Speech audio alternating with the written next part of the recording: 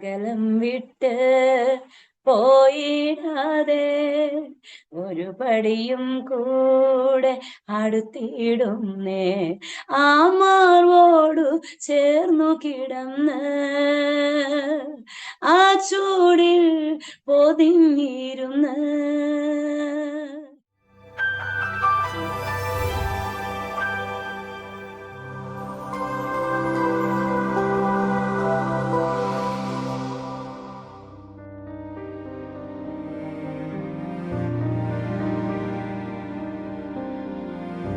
കർത്താവിൻ്റെ അതിപരിശുദ്ധമായ നാമം വാഴ്ത്തപ്പെടുമാറാകട്ടെ. അനുഗ്രഹീതവും മനോഹരവുമായ നല്ല നിമിഷങ്ങൾക്കായി, നല്ല ദിവസത്തിനായി ഞാൻ കർത്താവിന് സ്തോത്രം ചെയ്യുന്നു.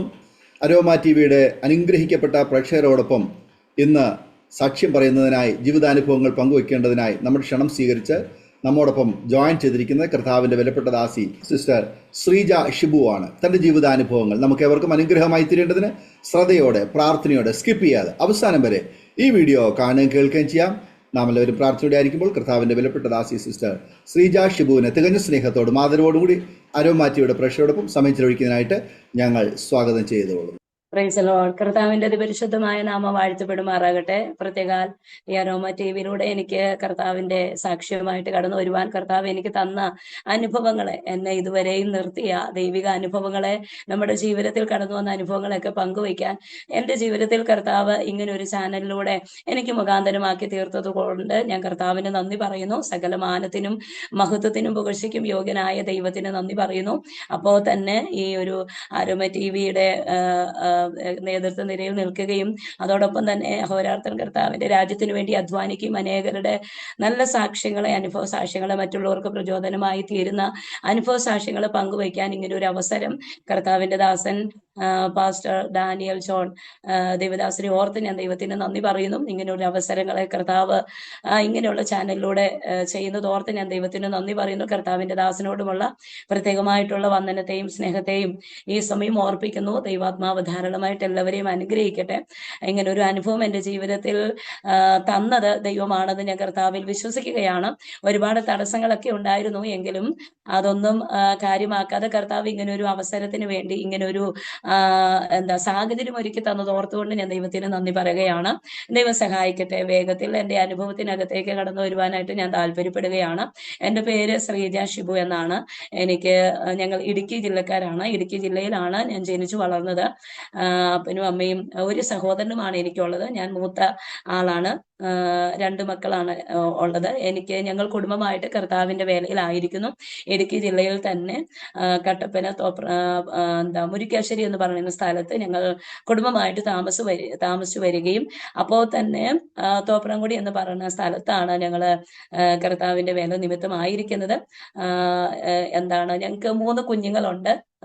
3 കുഞ്ഞുങ്ങളും പഠിക്കുന്നവരാണ്. മൂത്ത മകൾ എസ്തർ, അവൾ +2 പഠിക്കുന്നു. രണ്ടാമത്തെ മകൾ എസ്രിയ, അവള് 6ാം സ്റ്റാൻഡേർഡിൽ പഠിക്കുന്നു. മൂന്നാമത്തെ മകൻ എസ്ര, അവൻ 3rd സ്റ്റാൻഡേർഡിൽ പഠിക്കുന്നു. അനുഗ്രഹിക്കപ്പെട്ട ഒരു കുടുംബം കർത്താവ് എനിക്ക് തന്നത് ഓർത്തുകൊണ്ട് ദൈവത്തിന് നന്ദി പറയുന്നു. അപ്പോൾ തന്നെ അനുഭവങ്ങൾ ഒരിക്കലും തീരുന്നില്ല എന്ന് പറയുന്നതാണ് ഏറ്റവും യാഥാർത്ഥ്യകരമായ കാര്യം എന്ന് പറയുന്നത് നമ്മുടെ ജീവിതത്തിൽ. കാരണം കർത്താവിനെ അറിയാനും കർത്താവിന്റെ അകത്ത് നമുക്ക് നിൽക്കണമെങ്കിലും ഓരോ അനുഭവങ്ങളാണ് നമ്മളെ ചേർത്ത് നിർത്തുന്നത് എന്ന് ഓർക്കുമ്പോൾ എനിക്ക് അതിയായ സന്തോഷമുണ്ട്. കാരണം ഈ അനുഭവം ഒരുപക്ഷെ നമ്മുടെയൊക്കെ ജീവിതത്തിൽ വരുന്നത് കൊണ്ടാണ് കർത്താവിന്റെ സന്നിധി നമുക്ക് നിൽക്കാൻ കഴിയുന്നത്. ദൈവത്തിന്റെ സ്നേഹമൊക്കെ തിരിച്ചറിയാൻ കഴിയുന്നത് തീർച്ചയായിട്ടും അനുഭവത്തിന്റെ അകത്തൂടെ തന്നെയാണ്. അനുഭവത്തെ ആർക്കും കണ്ണിച്ച് കളയാൻ കഴിയത്തില്ല. അതുകൊണ്ട് ചില അനുഭവങ്ങൾ പങ്കുവയ്ക്കാൻ എനിക്ക് ദൈവം തന്ന അവസരത്തിനാണ് ഞാൻ ദൈവത്തിന് നന്ദി പറയുന്നു. ഞാൻ ഒരു ക്രിസ്ത്യൻ ബാക്ക്ഗ്രൗണ്ടിലാണ് ജനിച്ചത്. എൻ്റെ അപ്പനും അമ്മ, വല്യപ്പച്ചനും വല്യമ്മച്ചിയും ഒക്കെ തന്നെ ക്രിസ്ത്യൻ CSC ബാക്ക്ഗ്രൗണ്ടിനകത്തൂടെയാണ് അവർ കടന്നു വന്നത്. അവർ വല്യപ്പച്ചനും ഒക്കെ തന്നെ ഇതിനകത്തായിരുന്നുകൊണ്ട് തന്നെ ഞാൻ ക്രിസ്ത്യൻ 3ാം തലമുറക്കാരി ആയിട്ടാണ് ഈ പെന്തക്കോസ്ത് അനുഭവത്തിനകത്ത് ജീവിക്കുവാനായിട്ട് ഇടയായി തീർന്നത്. അതപ്പോ ഞാനിങ്ങനെ എല്ലാവരുടെയും അനുഭവമൊക്കെ കേൾക്കുമ്പോൾ ഞാനിങ്ങനെ വിചാരിക്കാറുണ്ടായിരുന്നു, എനിക്ക് പ്രത്യേകിച്ച് അങ്ങനെ ഒരു സുവിശേഷം കേട്ടോ ഇല്ലെങ്കിൽ ഒരു രോഗസൗഖ്യത്തിലൂടെ അങ്ങനൊന്നും അല്ല ഞാൻ കർത്താവിനെ അറിഞ്ഞത്. മൂന്നാം തലമുറക്കാരി ആയതുകൊണ്ട് ഈ പാട്ടും പ്രാർത്ഥനയൊക്കെ കേട്ട് തന്നെയാണ് വളർന്നത്. അതുകൊണ്ട് അങ്ങനെ ഒരു ഭാഗ്യം എന്റെ ജീവിതത്തിനകത്തുണ്ടായി. ഒരു അനുഗ്രഹിക്കപ്പെട്ട കുടുംബം എന്ന് എനിക്ക് പറയേണ്ടി വരും. കാരണം എന്നാന്ന് ചോദിച്ചു കഴിഞ്ഞാൽ എന്നെ കർത്താവിന്റെ അകത്ത് തന്നെ ഇല്ലെങ്കിൽ ആ ദൈവത്തിന്റെ അനുഭവത്തിൽ തന്നെ എന്നെ ജനിപ്പിച്ചത് ഒരു വലിയ ഭാഗ്യമായിട്ട് ഞാൻ കരുതുകയാണ്. കാരണം എന്റെ ഒരു ടൈം മിസ്സായിട്ടില്ലെന്ന് എനിക്ക് പറയാൻ കഴിയും. പിന്നെ നമ്മൾ അറിഞ്ഞ് മിസ്സാക്കുന്നതുണ്ട്, എന്താ അറിയാതെ നമ്മുടെ ലൈഫിൽ നിന്ന് കുറെ പാർട്ട് മാറുന്നതുണ്ട്. പക്ഷെ എൻ്റെ ജീവിതത്തിൽ എനിക്ക് അങ്ങനെ മിസ്സായില്ല. ദൈവസന്നിധിയിൽ കടന്നു വന്നിട്ട് എൻ്റെ ഫുൾ ടൈം കർത്താവിന്റെ രാജ്യത്തെക്കുറിച്ച് കേൾക്കാനും ദൈവനാമത്തെക്കുറിച്ച് അറിയാനും ദൈവത്തിന്റെ അനുഭവങ്ങളും വചനങ്ങളും ഒക്കെ നമുക്ക് കേൾക്കാനൊക്കെ ഭാഗ്യം ഒരുക്കിയത് ഇങ്ങനെ ഒരു ക്രിസ്ത്യൻ കുടുംബത്തിന്റെ അകത്ത് ജനിച്ചത് കൊണ്ട് തന്നെയാണ്. പക്ഷേ സാധാരണ നിലവാരത്തിൽ ജനിച്ച ഒരു ഭവനമാണ്. ഇടുക്കിയുടെ പ്രദേശത്തെ കുറിച്ച് എല്ലാവർക്കും നല്ലവണ്ണം അറിയാമല്ലോ. ഇടുക്കി എന്ന് പറയുന്ന മലയോര പ്രദേശങ്ങളാണ്. പ്രത്യേക കർത്താവിന്റെ ദാസന്മാരും എല്ലാവർക്കും ഇടുക്കിയെ പറ്റി നന്നായിട്ട് അറിയാം. എല്ലാവരും ഒരു ടൂറിസ്റ്റ് പ്ലേസ് ആയിട്ട് കാണുമ്പോൾ തന്നെ ഇതിനകത്ത് അന്തേവാസികളായിട്ട് ജനിക്കപ്പെട്ടവർക്ക് ഒരുപാട് ട്രയൽസ് ആൻഡ് ടെംപ്റ്റേഷൻസ് അവരുടെ ജീവിതത്തിൽ അനുഭവിച്ച് അറിഞ്ഞിട്ടുണ്ട് എന്നുള്ളൊരു യാഥാർത്ഥ്യം അതിന്റെ ബിഹൈൻഡിലുണ്ട്. Praise Lord, hallelujah. ഒരുപക്ഷെ ഇപ്പോ വേറെ രാജ്യങ്ങളിൽ ഇരുന്ന് കാണുന്നവർക്കും ഇല്ലെങ്കിൽ മറ്റു പ്രദേശങ്ങളിൽ ഇരുന്ന് കേൾക്കുന്നവർക്കും ഈ ചാനലിലൂടെ എന്നെ വീക്ഷിക്കുന്നവർക്കൊക്കെ ഇടുക്കിയെ പറ്റി മറ്റൊരു നല്ല ചരിത്രമായിരിക്കും, നല്ലൊരു പിക്ചറാണ് അവർക്കെല്ലാം പറയാനുള്ളത്. പക്ഷെ ഞാനിവിടെ പങ്കുവയ്ക്കാൻ വേണ്ടി പോകുന്നത് എൻ്റെ സ്ഥലത്തെ പറ്റി പറയാതിരിക്കാൻ പറ്റത്തില്ല. അതൊക്കെ എൻ്റെ ജീവിതത്തെ സ്വാധീനിച്ചിട്ടുണ്ട്. അതുകൊണ്ടാണ് ഞാൻ എൻ്റെ സ്ഥലത്തെക്കുറിച്ചെല്ലാം ഒരു വാക്ക് ഞാൻ ആദ്യം പറയുന്നത്. അതിൻ്റെ എൻ്റെ ജീവിതത്തെ എന്നെ ഇതുപോലെ കരുത്താക്കി മാറ്റിയത് ഒരുപക്ഷെ എൻ്റെ ജീവിത സാഹചര്യങ്ങളും അപ്പോൾ തന്നെ ഞാൻ ജനിച്ചു വളർന്ന ദേശവും ഒരു ഭക്തനെ സംബന്ധിച്ച് ബന്ധപ്പെട്ട് തന്നെയാണ് ഇരിക്കുന്നതെന്ന് എൻ്റെ ജീവിതത്തിൽ ഇപ്പോഴും എനിക്ക് മനസ്സിലാക്കാൻ പറ്റുന്നുണ്ട്. അവിടുത്തെ ക്ലൈമറ്റ് ആകട്ടെ, ഇല്ലെങ്കിൽ അവിടുത്തെ അന്തരീക്ഷമാകട്ടെ, അവിടുത്തെ ജനങ്ങളാകട്ടെ, അവിടുത്തെ കൾച്ചർ ആകട്ടെ, എല്ലാം ഒരു വ്യക്തിയെ സ്വാധീനിക്കുന്നുണ്ട്. അത് എൻ്റെ ജീവിതത്തിൽ നന്നായിട്ട് സ്വാധീനിച്ചിട്ടുണ്ട്. അതുകൊണ്ട് തന്നെയാണ് എനിക്ക് ഇന്ന് കരുത്തോടെ നിൽക്കാൻ കഴിയുന്നത്. ഇടുക്കി എന്ന് പറയുന്ന സ്ഥലത്ത് എന്റെയൊക്കെ പ്ലേസ് ജസ്റ്റ് ഇപ്പൊ പറഞ്ഞാല് ഗൂഗിളിലൂടെ തന്നെ അടിച്ചു നോക്കിയാൽ കിട്ടുമെന്ന് അറിയത്തില്ല. ഇപ്പം കിട്ടുമായിരിക്കും, കാരണം അത്രത്തോളം ശാസ്ത്രവും എന്റെ വളർച്ച സംഭവിച്ചത് കൊണ്ട് ഇപ്പോൾ അവൈലബിൾ ആണ്. പക്ഷെ ഒരു കാലഘട്ടത്തിൽ എന്ന് പറഞ്ഞത് ഇടുക്കി ഒരു മലയോര പ്രദേശമായി വനപ്രദേശമായിട്ടൊക്കെ ഇങ്ങനെ അങ്ങ് തള്ളിയിട്ടിരിക്കുന്ന സ്ഥലമായിരുന്നു. പക്ഷെ എനിക്ക് നന്നായിട്ട് അനുഭവം പറയാനുണ്ട്. എല്ലാവരുടെയും മുൻപിൽ ഇതൊരു ടൂറിസ്റ്റ് പ്ലേസ് ആണ്. എല്ലാവർക്കും വന്ന് ആനന്ദിക്കാനും സന്തോഷിക്കാനും അവരുടെ കുടുംബമായിട്ട് വരാനും കുഞ്ഞുങ്ങളായിട്ട് വരാനും ഒക്കെ നല്ലൊരു പ്ലേസ് ആണ്. കാണാൻ ഏറ്റവും സുന്ദരമാണ്.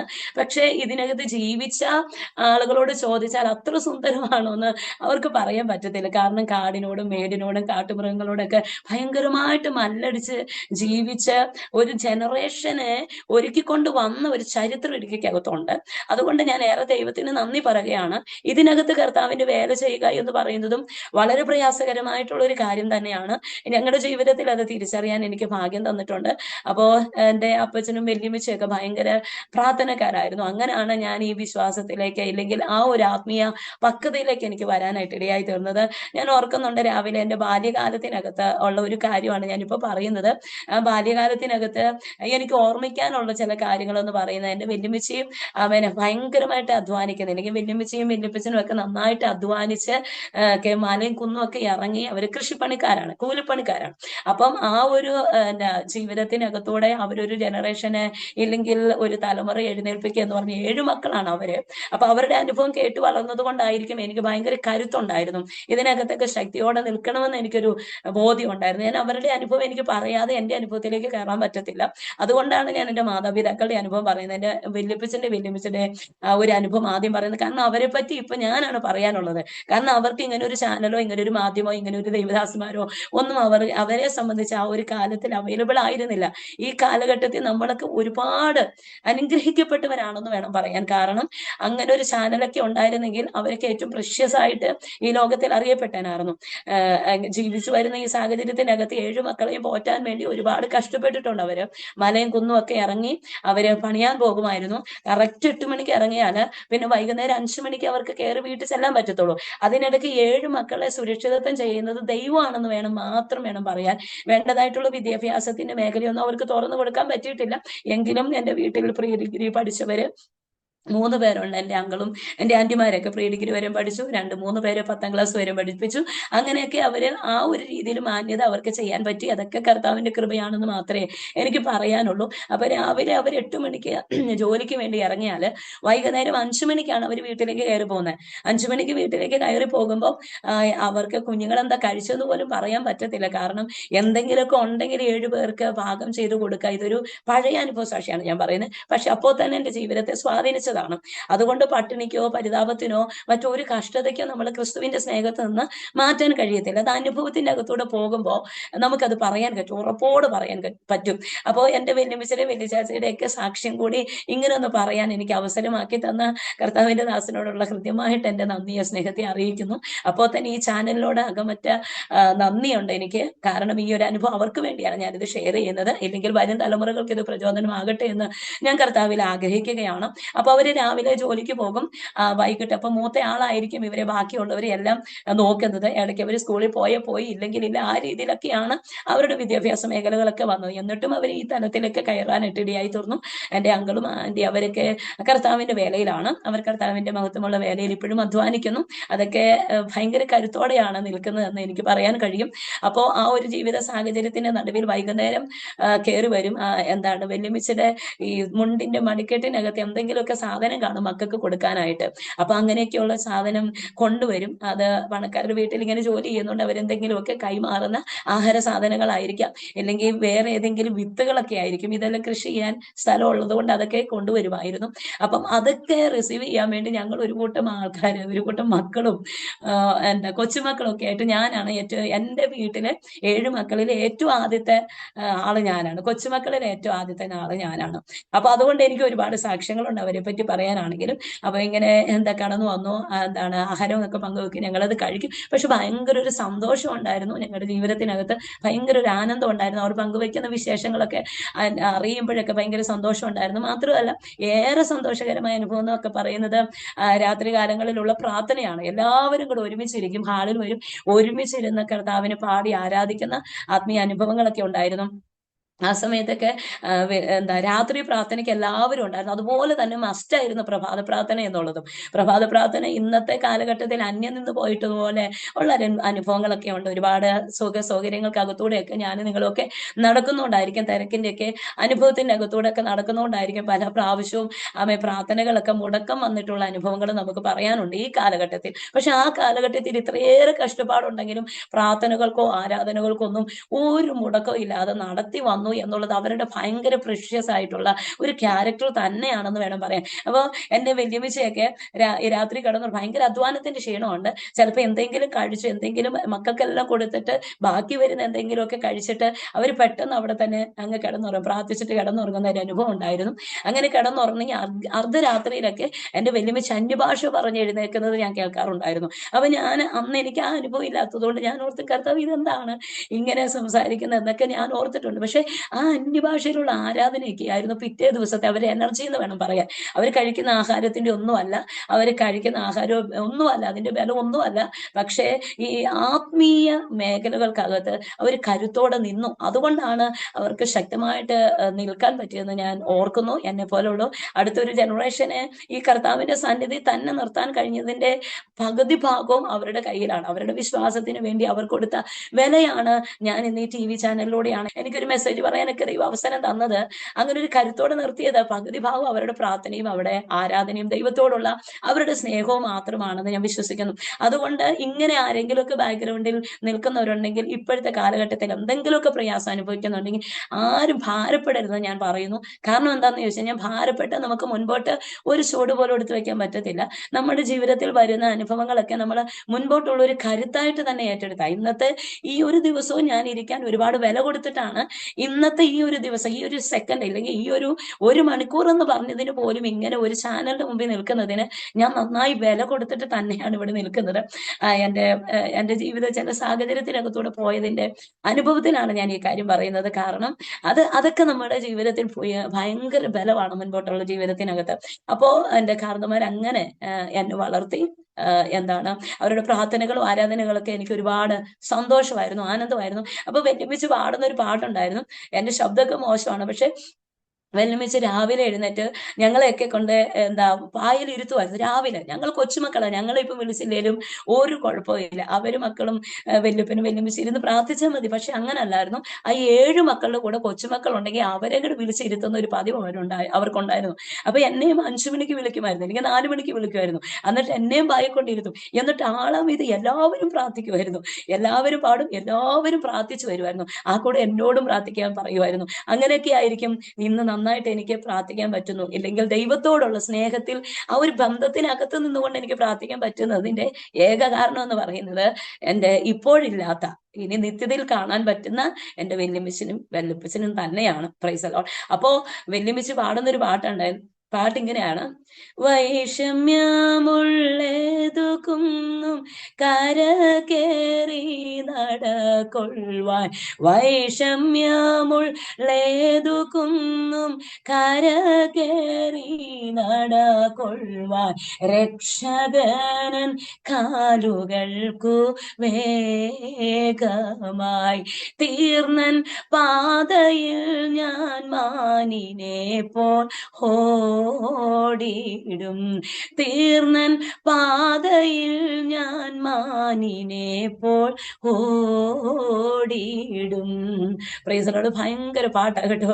അമ്മേ, ഭക്തന്മാർ എഴുതിയ പാട്ട് ഒരിക്കലും മറക്കാം. ഈ കാലഘട്ടത്തിൽ പാടിയാലും ആ കാലഘട്ടത്തിൽ പാടിയാലും ഭയങ്കരമായിട്ട് തീവ്രമായിട്ട് നമ്മൾ വിശ്വാസത്തിൽ ഉറപ്പിക്കുന്ന പാട്ടായിരുന്നു. കാരണം വെല്ലുമിച്ചയ്ക്ക് ഇത് പാടിയത് ഭയങ്കര അനുഭവത്തിനകത്തൂടാ.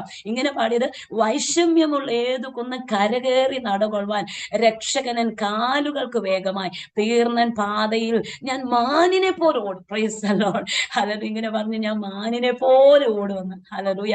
വൈഷമ്യമുള്ള കുന്നാണ്, പക്ഷെ ഞാൻ മാനിനെ പോലെ ഓടും. ഹല്ലേലൂയ. എനിക്ക് ആ പാട്ടൊക്കെ പിന്നീട് ഞാൻ ഇവരെയൊക്കെ ഓർത്ത് പ്രാർത്ഥിക്കുമ്പോ ഇല്ലെങ്കിൽ ഓർമ്മ വരുമ്പോ ഈ പാട്ടൊക്കെയാ എന്റെ മുമ്പിൽ വരുന്നത്. ഹല്ലേലൂയ. സ്തോത്രം. പ്രഭാതത്തിന്റെ പാട്ടുമൊക്കെ ആ നിലകളിൽ തന്നെ അവർ പാടുമായിരുന്നു. ഹല്ലേലൂയ. ഇതൊക്കെ എന്റെ ജീവിതത്തിന്റെ ഏറ്റവും കരുത്തോടെ നിൽക്കാൻ ഇന്ന് എന്റെ ശുശ്രൂഷകൾക്കകത്ത് എനിക്ക് കരുത്ത് പകർന്ന ഒരു അനുഭവമായിരുന്നു അവരുടെ അനുഭവം എന്ന് പറയുന്നത്. പിന്നീട് ഞങ്ങളുടെ ജനറേഷൻ, എൻ്റെ അപ്പന്റെ അമ്മയുടെ ഒക്കെ ആ ഒരു ജനറേഷനിലേക്ക് ഞങ്ങൾ കയറി.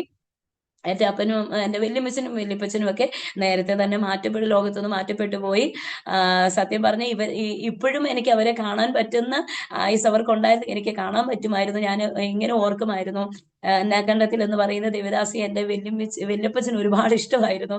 അന്നാക്കണ്ടത്തിൽ എന്ന് പറയുന്ന ദേവദാസിയോട് കൂടെ ദേവദാസിയുടെ മെസ്സേജുകളൊക്കെ അന്ന് ടേപ്പാണുള്ളത്, ആ ടേപ്പിനകത്തൂടെ ഇങ്ങനെ കേൾക്കുമായിരുന്നു. അങ്ങനെ കേട്ട് ഒരുപാട് സന്തോഷിക്കുന്ന ഒരു അനുഭവം ഞാൻ കണ്ടിട്ടുണ്ട്. ഇന്നത്തെ കാലഘട്ടത്തിനകത്ത് എനിക്ക് അന്നാക്കണ്ടത്തിൽ എന്ന് പറയുന്ന കർത്താവിന്റെ ദാസിയും ഞാനും ചേർന്ന് മിനിസ്ട്രിയിൽ നിൽക്കാനും ശുശ്രൂഷയിൽ കാക്കാനും കർത്താവിന്റെ ദാസിയുടെ വീട്ടിൽ ചെന്ന് നേരിട്ട്, ഇപ്പോൾ കർത്താവിന്റെ ദാസി വളരെ രോഗത്തിന്റെ ഒരു അനുഭവത്തിനകത്തോട് പോകുന്നെങ്കിലും കർത്താവിന്റെ ദാസിയെ നേരിട്ട് കാണാനും കർത്താവിന്റെ ദാസിക്ക് വേണ്ടി പ്രാർത്ഥിക്കാനൊക്കെ എൻ്റെ ജീവിതത്തിൽ കർത്താവ് ഭാഗ്യം ഒരുക്കി. അത് എൻ്റെ വല്യപ്പച്ചന്റെ ഒക്കെ ആഗ്രഹിച്ച ഒരു കാര്യമാണ്. പക്ഷെ ഇന്നെന്റെ ലൈഫിനകത്ത് എനിക്ക് അന്ന് എന്തേലും മിസ്സായെങ്കിൽ ഇന്ന് അത് റിക്കവർ ചെയ്യാൻ ദൈവം അടുത്ത ജനറേഷനെ ദൈവം ആക്കും. Price the Lord. അപ്പം ഈ ഒരു ജനറേഷൻ എന്തെങ്കിലും മിസ്സായി എന്ന് നമുക്ക് ഒരിക്കലും പറയാൻ പറ്റത്തില്ല. അടുത്തൊരു ജനറേഷൻ ഇതിന് പൂരിപ്പിക്കാൻ കാണും. Price the Lord. അങ്ങനെ പൂരിപ്പിക്കാനൊക്കെ ദൈവം നിർത്തിയിരിക്കുന്ന ആമേൻ ഹല്ലേലൂയ എനിക്ക് ഭാഗ്യം ദൈവം തന്നതോർത്ത് ഞാൻ ദൈവത്തിന് നന്ദി പറയുന്നു. Price the Lord. അപ്പോ അങ്ങനെ ഒരു അനുഭവമാണ്. പിന്നീട് എൻ്റെ അപ്പച്ചനും എൻ്റെ ചാച്ചായി, എൻ്റെ അമ്മ, ഞാൻ അങ്ങനെ ചാച്ചായി എന്നാണ് എൻ്റെ ഫാദറിനെ വിളിക്കുന്നത്. എൻ്റെ അമ്മ ക്യാൻസർ രോഗിയായിരുന്നു. Praise the Lord. ഞങ്ങളൊന്നും അറിഞ്ഞില്ല. ഒരു കാലഘട്ടത്തിൽ നന്നായി ജോലി ചെയ്ത് എന്നെക്കാൾ ആരോഗ്യവതിയായി നന്നായിട്ട് തന്നെ നിന്ന ഒരു സമയത്ത് തന്നെയാണ് പെട്ടെന്ന് 2023 എൻ്റെ അമ്മ മരിക്കുന്നത്. എന്നെ ശ്രദ്ധിക്കുന്ന ആരെങ്കിലും ഉണ്ടെങ്കിൽ, നിങ്ങൾക്ക് പറയാൻ ഒരു ചരിത്രം, നിങ്ങൾക്ക് പറയാൻ ഇന്നൊരു പ്രശ്നം ഉണ്ടെങ്കിൽ, ഒരു രോഗം ഉണ്ടെങ്കിൽ, അതൊന്നും എന്നേക്കുള്ള ഒരു അനുഭവം അല്ല എന്ന് മനസ്സിലാക്കണം. കഷ്ടങ്ങളെല്ലാം നോടി നേരത്തേക്ക് ഉള്ളെന്ന് മനസ്സിലാക്കിയിട്ട് അടുത്തൊരു എഫോർട്ട് നമ്മൾ എടുത്താൽ നമ്മുടെ ജീവിതത്തിനകത്ത് നമുക്ക് മുൻപോട്ട് അനുഗ്രഹിതമായിട്ടുള്ള ഒരു തുറവിയിലേക്ക്, ഒരു ആത്മമണ്ഡലത്തെ തുറന്ന് നമുക്ക് കയറാൻ പറ്റും. പക്ഷെ ഇന്നത്തെ പ്രശ്നം നമ്മൾ കാര്യമാക്കി എന്താ സംഭവിക്കുന്നതെന്ന് ചോദിച്ചാൽ അടുത്തൊരു കാലഘട്ടം അടഞ്ഞു പോകും നമ്മുടെ മുൻപിൽ.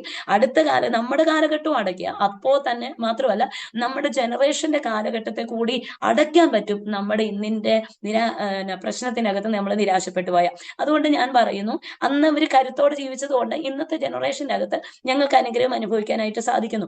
ഇന്നും എന്തെങ്കിലും പ്രയാസമോ പ്രതികൂലമോ വരത്തില്ലെന്നുള്ളതാൽ അത് വരും, നിശ്ചയമാണ്. കാരണം ഒരു ഭക്തന്റെ ജീവിതത്തിൽ അതുള്ളതാണ്.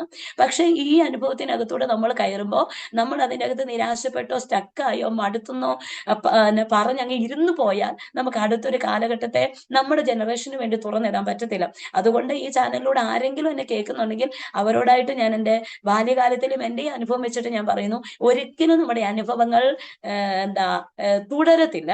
അതൊരു കാലഘട്ടം, അത് നമ്മളൊന്ന് നിർത്താൻ വേണ്ടിയാണ്. അടുത്തൊരു കാലഘട്ടത്തിൽ വേറൊരു അനുഭവമായിരിക്കും നമ്മുടെ ജീവിതത്തിനകത്തോട് വരുന്നത്. അതെല്ലാം ക്രിസ്തുവിൽ നമ്മളെ തികഞ്ഞവരാക്കാനാണ് എന്നുള്ളൊരു ബോധ്യമാണ് നമ്മൾ ഭരിക്കേണ്ടത്. അതുകൊണ്ട് ഞാൻ ഏറെ സന്തോഷിക്കുന്നു. എനിക്ക് ഇന്നാണെങ്കിലും ഇന്നെന്റെ ലൈഫിനകത്താണെങ്കിലും എനിക്ക് കിട്ടുന്ന ഈ അനുഭവങ്ങൾ എന്നെ കരുത്താക്കാനാണെന്ന് ഞാൻ പൂർണ്ണമായി വിശ്വസിക്കുകയാണ്.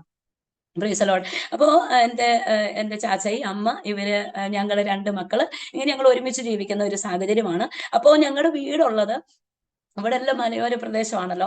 അപ്പൊ ഏറ്റവും വലിയൊരു മല എന്ന് വേണം പറയാൻ. ഏറ്റവും വലിയൊരു മലയുടെ മുകളിലായിരുന്നു ഞങ്ങൾ ജീവിച്ചുകൊണ്ടിരുന്നത്. ഇതൊന്നും തുറന്നു പറയാതിരിക്കാൻ പറ്റത്തില്ല. കാരണം ഇങ്ങനെ എനിക്കൊരു അനുഭവം കിട്ടിയാലേ എനിക്കിത് പറയാൻ പറ്റത്തുള്ളൂ. അപ്പോൾ ഏറ്റവും വലിയൊരു മലയുടെ മുകളിൽ ഞങ്ങൾ താമസിച്ചുകൊണ്ടിരിക്കുക. ആ സമയത്ത് അവിടെ ഞങ്ങൾ കെയർ ചെയ്യാനൊന്നും ആരുമില്ല. അപ്പനും അമ്മയ്ക്കും കൂലിപ്പണിക്ക് പോയാൽ മാത്രമാണ് ഞങ്ങളുടെ ഉപജീവന മാർഗത്തിനകത്തുള്ള ഒരു ശേഷിപ്പ് ഉണ്ടാകത്തുള്ളൂ. ഞങ്ങൾ വളർത്താൻ പറ്റും, ഞങ്ങൾക്കൊരു ആഹാരം തരാൻ പറ്റത്തുള്ളൂ. അതുകൊണ്ട് അവർക്ക് അധ്വാനിക്കാൻ പോയേ പറ്റത്തുള്ളൂ. ആ സമയത്തൊക്കെ ഞാനൊക്കെ എങ്ങനെ വളർന്നെന്ന് ചോദിച്ചാൽ ദൈവത്തിന്റെ കൃപ എന്ന് മാത്രം വേണം പറയാൻ. അന്നൊക്കെ വെള്ളം എടുക്കണമെങ്കിൽ പോകണമെങ്കിൽ, ഇത് അമ്മ പറഞ്ഞ ചരിത്രമാണ്. ഞാൻ എൻ്റെ ബാല്യകാലത്തിൽ എൻ്റെ അമ്മ എന്നോട് പങ്കുവെച്ച ചരിത്രമാണ്. എൻ്റെ അമ്മയും ഇന്നില്ലാത്തത് കൊണ്ട് എനിക്കത് പങ്കുവയ്ക്കാൻ ദൈവം ഒരു അവസരം തന്നതാണ്. എൻ്റെ അമ്മ പറയേണ്ട സാക്ഷ്യമാണ് ഇത്. അമ്മയ്ക്ക് പകരം എൻ്റെ വെല്ലുമിച്ചയുടെ സാക്ഷ്യം ഞാൻ പറഞ്ഞു. ഇതിനകത്ത് എൻ്റെ അമ്മയുടെ അപ്പൻ്റെ സാക്ഷ്യമാണ് ഇപ്പൊ ഞാൻ പറയുന്നത്. കാരണം അവരെന്നെ വളർത്തിയത് കൊണ്ടാണ് എനിക്ക് ഇങ്ങനെ ഒരു അനുഭവം ഉണ്ടായത്. അപ്പോ ആ മലമുകളിൽ എന്നെ അവിടെ നിർത്തിയിട്ട് താഴ്വാരത്തിൽ വേണം ഒരു കലം വെള്ളം കൊണ്ടുവരാൻ. ഞാൻ പറഞ്ഞു കേട്ടതാ കേട്ടോ. അപ്പോ എന്നെ ഒരു കയ്യാലുമേളിൽ ഇങ്ങനെ നിർത്തിയിട്ട് ഇങ്ങനെ എന്നോട് അവിടെ ഇരിക്കാൻ പറയാം. എന്നെ ഇരുത്തിയിട്ട് കാല് 2 താഴേക്ക് ഇട്ടിട്ട് അവിടെ ഇങ്ങനെ ഇരുന്നു, മോൻ ഇവിടെ ഇരുന്നോ, അമ്മ താഴെ പോയിട്ട് വെള്ളം കോരിക്കൊണ്ട് വരുന്നു, മോൻ നോക്കിക്കൊണ്ടിരുന്നു കേട്ടോ. അമ്മ എവിടം വരെ ആയെന്നൊക്കെ നീ നോക്കി പറയണം, അമ്മ ഇവിടെ വരും. അപ്പം ഞാൻ അനങ്ങരുത്, അനങ്ങിയാൽ താഴെ പോകും. അനങ്ങിയാന്ന് പറഞ്ഞ ആ മലയുടെ മണ്ടെന്ന് താഴെ പോയ പിന്നെ എൻ്റെ പൊടി പോലും കിട്ടത്തില്ല. എനിക്ക് അന്ന് എത്ര വയസ്സ് കാണും, ഓടി ഏകദേശം എൻ്റെ അപകടം വരുന്ന ഒരു പ്രായമൊന്നും അറിയത്തില്ലാത്തൊരു സമയമാണ്. ഇവിടെ നിന്ന് താഴെ വീണ കാലോടിയെന്നോ കൈയൊടിയെന്നോ, ഇനി അതല്ല ജീവൻ പോലും നഷ്ടപ്പെടുന്ന അങ്ങനെയൊന്നും അറിയത്തില്ലാത്തൊരു പ്രായത്തിൽ അവർക്ക് പക്ഷെ എന്നെയും ചുമന്ന് ഒരു തരം വെള്ളവും ചുമന്ന് കയറി വരെ ഭയങ്കര പ്രയാസമുണ്ട്. അതുകൊണ്ട് എന്നെ അവിടെ ഇരുത്തിയിട്ട് പോയതാ. വെള്ളം കൊണ്ടുവരാതെ അവിടെ ഒന്നും ചെയ്യാൻ പറ്റത്തില്ല. അപ്പം അവര് താഴെ പോയി വെള്ളം കൊണ്ടുവരുമ്പോൾ എന്നെ ഇവിടെ മേളിൽ നിർത്തും. ചാച്ചയെ അപ്പൊ ജോലിക്ക് പോയിട്ടുണ്ടായിരിക്കും, അമ്മയായിരിക്കും ഈ വെള്ളം കൊണ്ടുവരുന്നത്. ഇടുക്കി ജില്ലയുടെ ഇപ്പോഴേ ഏകദേശം ഒരു മാറിയിട്ടുണ്ട്. പക്ഷെ ഇന്നും ആ ഒരു കാലഘട്ടത്തിൽ ജീവിക്കുന്നവരുണ്ട് കേട്ടോ. നിങ്ങൾ ആത്മാർത്ഥതയോടെ പ്രാർത്ഥിക്കണം. ഈ ടിവിയിലൂടെ കേൾക്കുന്ന, ഈ ചാനലിലൂടെ കേൾക്കുന്ന ഒരുപാട് പേരുണ്ട്. പല രാജ്യങ്ങൾക്കകത്തൂടെ ഇരുന്ന് കേൾക്കുന്നവരുണ്ടായിരിക്കാം. ഈ അരോമ TV തന്നെ ഒരുപാട് അനുഭവ സാക്ഷ്യങ്ങൾക്കകത്ത് കയറി ഇറങ്ങിയ ആളുകളുടെ ഒരു ജീവചരിത്രം തന്നെ ഇതിനകത്ത് ഈ ചാനൽ തുറന്ന് നമുക്ക് കാണാൻ പറ്റും.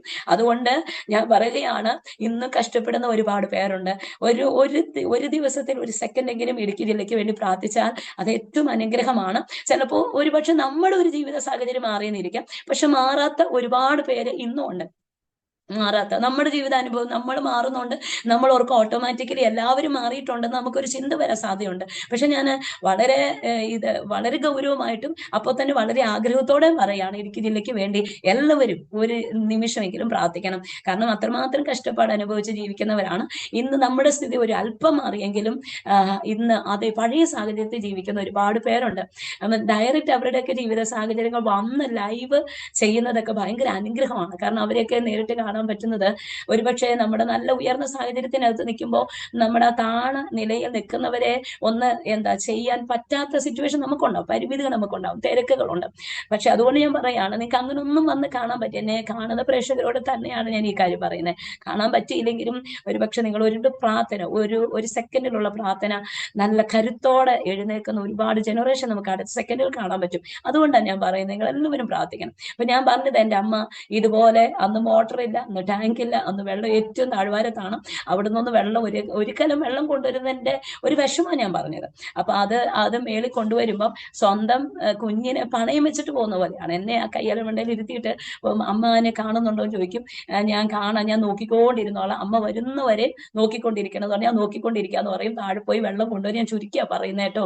അപ്പം ഇങ്ങനെ വെള്ളം കൊണ്ടുവരും. വെള്ളം കൊണ്ടുവന്ന് ഓരോ സ്റ്റെപ്പ് ഇങ്ങനെ കയറുമ്പം എന്നെ ഇങ്ങനെ കൈവക്കി കാണിക്കും. ഞാൻ ഇവിടെ കടുക് പോലെ ഇരിക്കുന്നത് ഇവിടെ കൊണ്ടുവന്ന് ആഹാരം വെച്ച് തരുന്ന ഒരു അനുഭവം എനിക്ക് ഓർക്കാനായിട്ട് എനിക്കിന്നും മറക്കാൻ പറ്റത്തില്ല. കാരണം അവിടെ എൻ്റെ കൈ അനങ്ങാതെ കാലനങ്ങാതെ. ഇന്നത്തെ കുഞ്ഞുങ്ങളെ അങ്ങനെയൊന്നും ഇരുത്തിയിട്ട് പോകാൻ പറ്റത്തില്ല. ഇന്നത്തെ കുഞ്ഞുങ്ങൾക്ക് അങ്ങനെ ഒരു സാഹചര്യത്തിൽ എനിക്ക് എത്തിയിരിക്കാൻ പറ്റത്തില്ല. പക്ഷെ എന്താ എൻ്റെ ജീവിതത്തിൽ എന്നെ അങ്ങനെ ദൈവം ഇരുത്തി.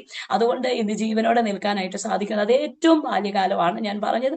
അതിനുശേഷം എന്താ എനിക്ക് തോന്നുന്നു ഞാൻ ഒരു 6 7 വയസ്സ് പ്രായമുള്ള സമയത്തായിരിക്കും. ഞാൻ സ്കൂളിൽ പഠിക്കുന്ന ഒരു ടൈമിലാണ്.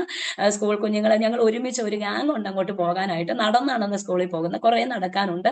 അപ്പം അങ്ങനെ നടന്നു പോകുന്ന അന്ന് ഹൈവേ റോഡൊന്നുമില്ല, നടപ്പാതയൊക്കെ ഉള്ള റോഡ്, നടപ്പാത തന്നെയാണ്. അത് കുറച്ച് ചെല്ലുമ്പോഴാണ് നല്ല ഇച്ചിരി വീതിക്കുള്ള ഒരു മൺ റോഡ് കാണാൻ പറ്റുന്നത്. അതിനുശേഷമാണ് ഒരു മെയിൻ റോഡ് കാണാൻ പറ്റുന്നത്. അപ്പൊ ആ രീതിയിൽ ഞങ്ങൾ തന്നെയാണ് ഒരുങ്ങി സ്കൂളിലൊക്കെ പോകുന്നത്. അപ്പൊ ആ ഒരു സമയത്ത് സ്കൂളിൽ പോകുമ്പോൾ എനിക്ക് ആ ഒരു ടൈമിലൊക്കെ എൻ്റെ ശരീരം മുഴുവനും ഈ വ്രണം കൊണ്ട് നിറയുന്ന ഒരനുഭവം ഉണ്ടായിരുന്നു.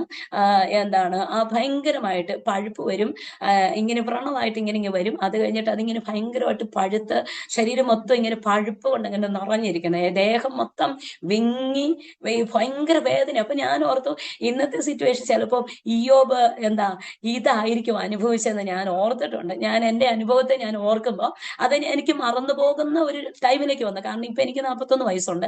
അതുകൊണ്ട് തന്നെ ആ ഒരു പ്രായത്തിലെ കാര്യം എന്ന് പറഞ്ഞു. പക്ഷെ വേദന ഒരിക്കലും മറക്കാൻ പറ്റത്തില്ല. ഞാൻ എൻ്റെ ജീവിതത്തിന്റെ അനുഭവം ആയതുകൊണ്ട് ഞാനിത് പറയുന്നത്.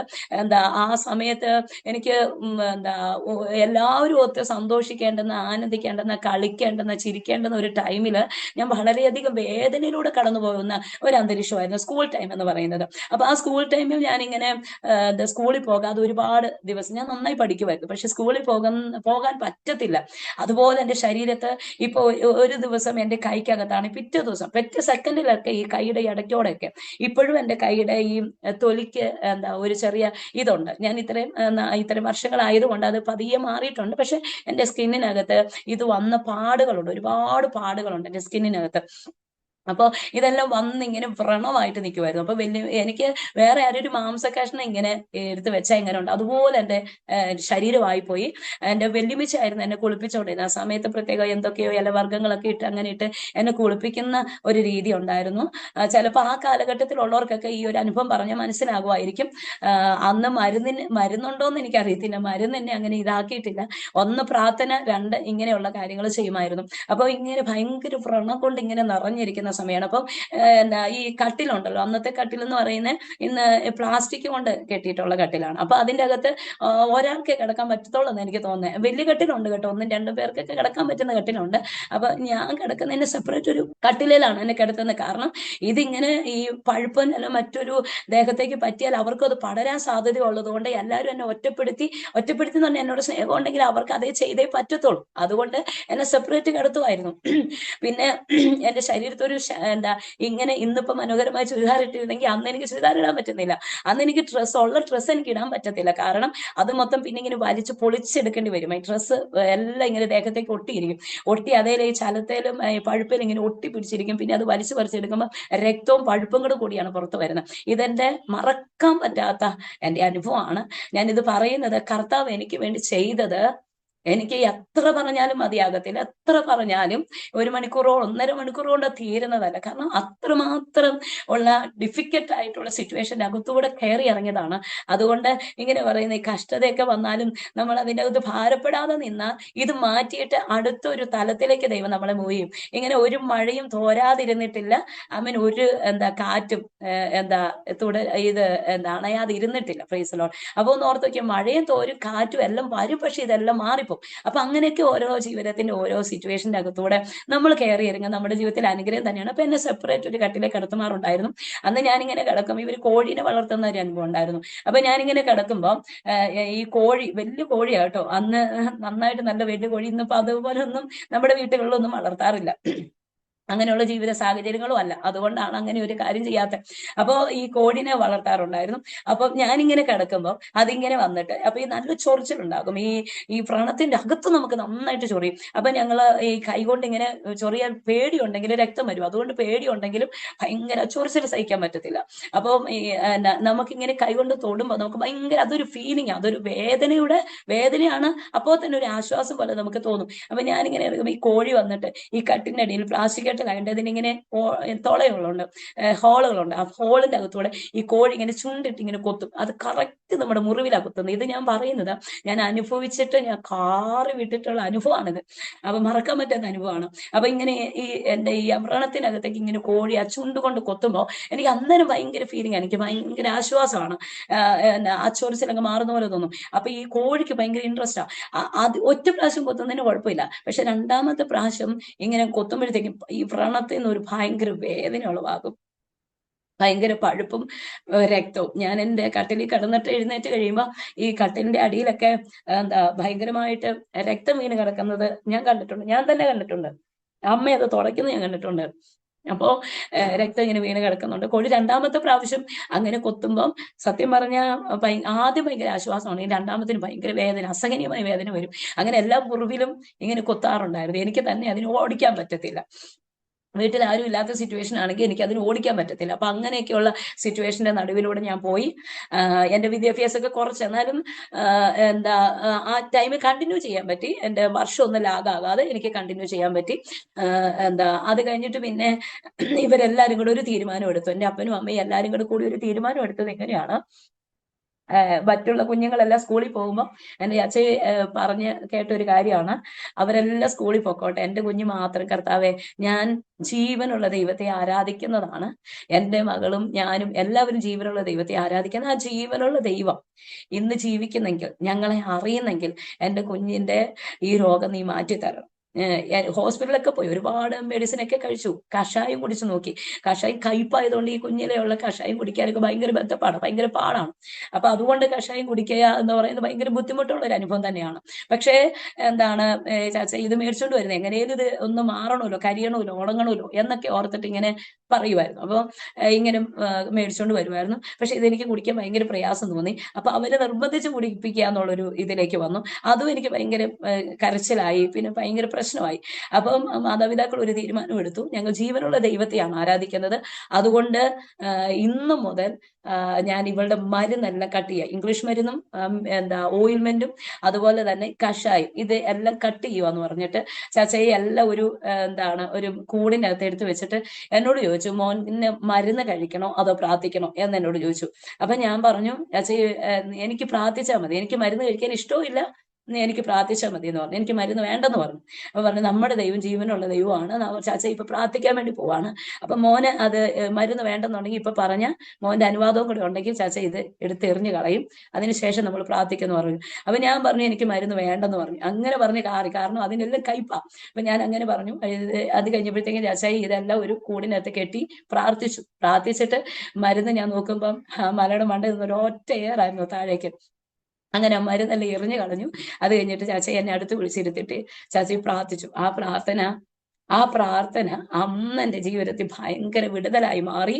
ആ പ്രാർത്ഥന പിറ്റത്തെ ദിവസം ഞാൻ നോക്കുമ്പോൾ ആ വ്രണമായിട്ട് പിന്നെ ഒരു പരുവ് എൻ്റെ ശരീരത്തിനകത്ത് പൊങ്ങിയിട്ടില്ല. എൻ്റെ ഈ ശിരസ് മുതൽ ആ കാൽപാദം വരെ, ഉള്ളക്കാൽ വരെ ഈ വ്രണം ഉണ്ടായിരുന്നു.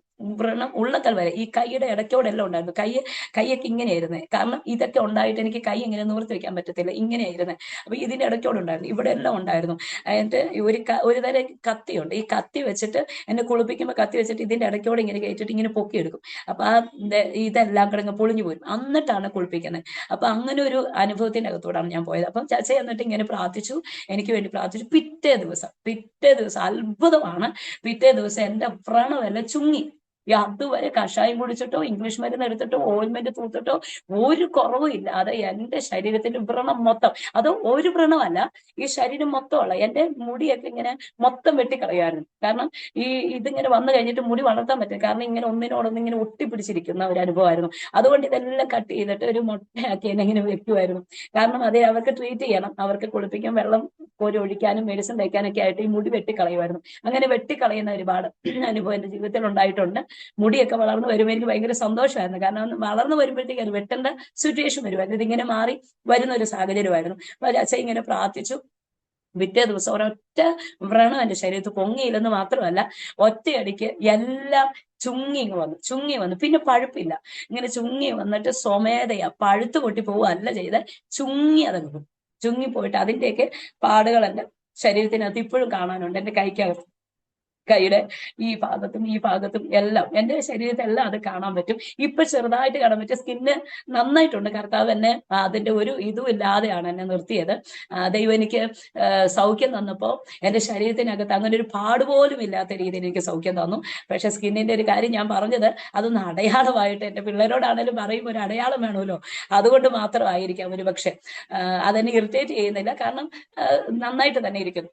കർത്താവിനെ അങ്ങനെ സൗഖ്യമാക്കി, അന്ന് സൗഖ്യം. അപ്പൊ എനിക്ക് എന്റെ ദൈവത്തെ മനസ്സിലാക്കി. അപ്പൊ ഞാൻ ഓർത്തത് ഒരു രോഗസൗഖ്യത്തിലൂടെ പലരും രക്ഷിക്കപ്പെട്ടു വന്നിട്ടുണ്ട്, സുവിശേഷം കേട്ട് രക്ഷിക്കപ്പെട്ട് വന്നിട്ടുണ്ട്. പക്ഷെ എനിക്ക് അങ്ങനെയുള്ള ഒരു കാര്യം വന്നിട്ടില്ല. അപ്പൊ ഞാൻ ഓർത്തു എന്റെ ക്രിസ്ത്യൻ ലൈഫിൽ എന്താ അനുഭവം പറയാനുള്ളതെന്ന് ഞാൻ ഓർത്തിട്ടുണ്ട്. പക്ഷെ ഇതൊക്കെ എന്റെ ജീവിതത്തിൽ മറക്കാൻ പറ്റാത്ത ഒരു അനുഭവമായിട്ടുണ്ട്. പിന്നീടുള്ള കാലഘട്ടത്തിൽ എനിക്ക് തന്നെ പ്രാർത്ഥിക്കാൻ പറ്റുമായിരുന്നു. ഞാൻ കുഞ്ഞിലെ തന്നെ പ്രാർത്ഥിക്കുന്ന ഒരു അനുഭവം ഉണ്ടായിരുന്നു. സ്കൂളിൽ പ്രാർത്ഥിക്കുന്ന 2-3 പേര് ചേർന്നൊക്കെ പ്രാർത്ഥിക്കുന്ന ഒരു അനുഭവം ഉണ്ടായിരുന്നു. കുഞ്ഞിലേ മുതൽ സൺഡേ സ്കൂളിൽ പോയി അങ്ങനെ സൺഡേ സ്കൂൾ പഠനമൊക്കെ 12 വരെ ഞാൻ പൂർത്തീകരിച്ചു. അതിനുശേഷം എനിക്ക് ആ ഒരു കാലഘട്ടത്തിന്റെ നടുവില് എനിക്ക് ബൈബിൾ കോളേജ് പഠനം പൂർത്തിയാക്കാൻ പറ്റിയില്ല. എനിക്ക് 3 വർഷമാണ് BTS ഞാൻ ചേർന്നു. 3 വർഷം എനിക്ക് കണ്ടിന്യൂലി പഠിക്കാൻ പറ്റി. നാലാമത്തെ വർഷം കോഴ്സ് കംപ്ലീറ്റ് ചെയ്താലേ എനിക്ക് സർട്ടിഫിക്കറ്റ് കിട്ടത്തുള്ളൂ.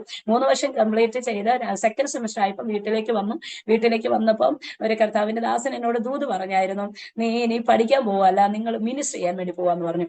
അപ്പൊ ഞാൻ ഓർത്ത്, കർത്താവ് ബൈബിൾ കോളേജ് പഠനം പൂർത്തീകരിക്കാതെ എങ്ങനെ മിനിസ്റ്റർ ചെയ്യുന്നൊക്കെ ഞാൻ ആശങ്ക എനിക്കുണ്ടായി. പക്ഷെ കർത്താവിനോട് പറഞ്ഞു, ദൈവദാസനിലൂടെ എന്നോട് ഇങ്ങനെ ആലോചന പറഞ്ഞു, നിങ്ങൾ 2 പേര് ദൈവവേലയ്ക്ക് വേണ്ടി ഇറങ്ങും, നീ ഒറ്റയ്ക്കല്ലെന്ന് പറഞ്ഞു.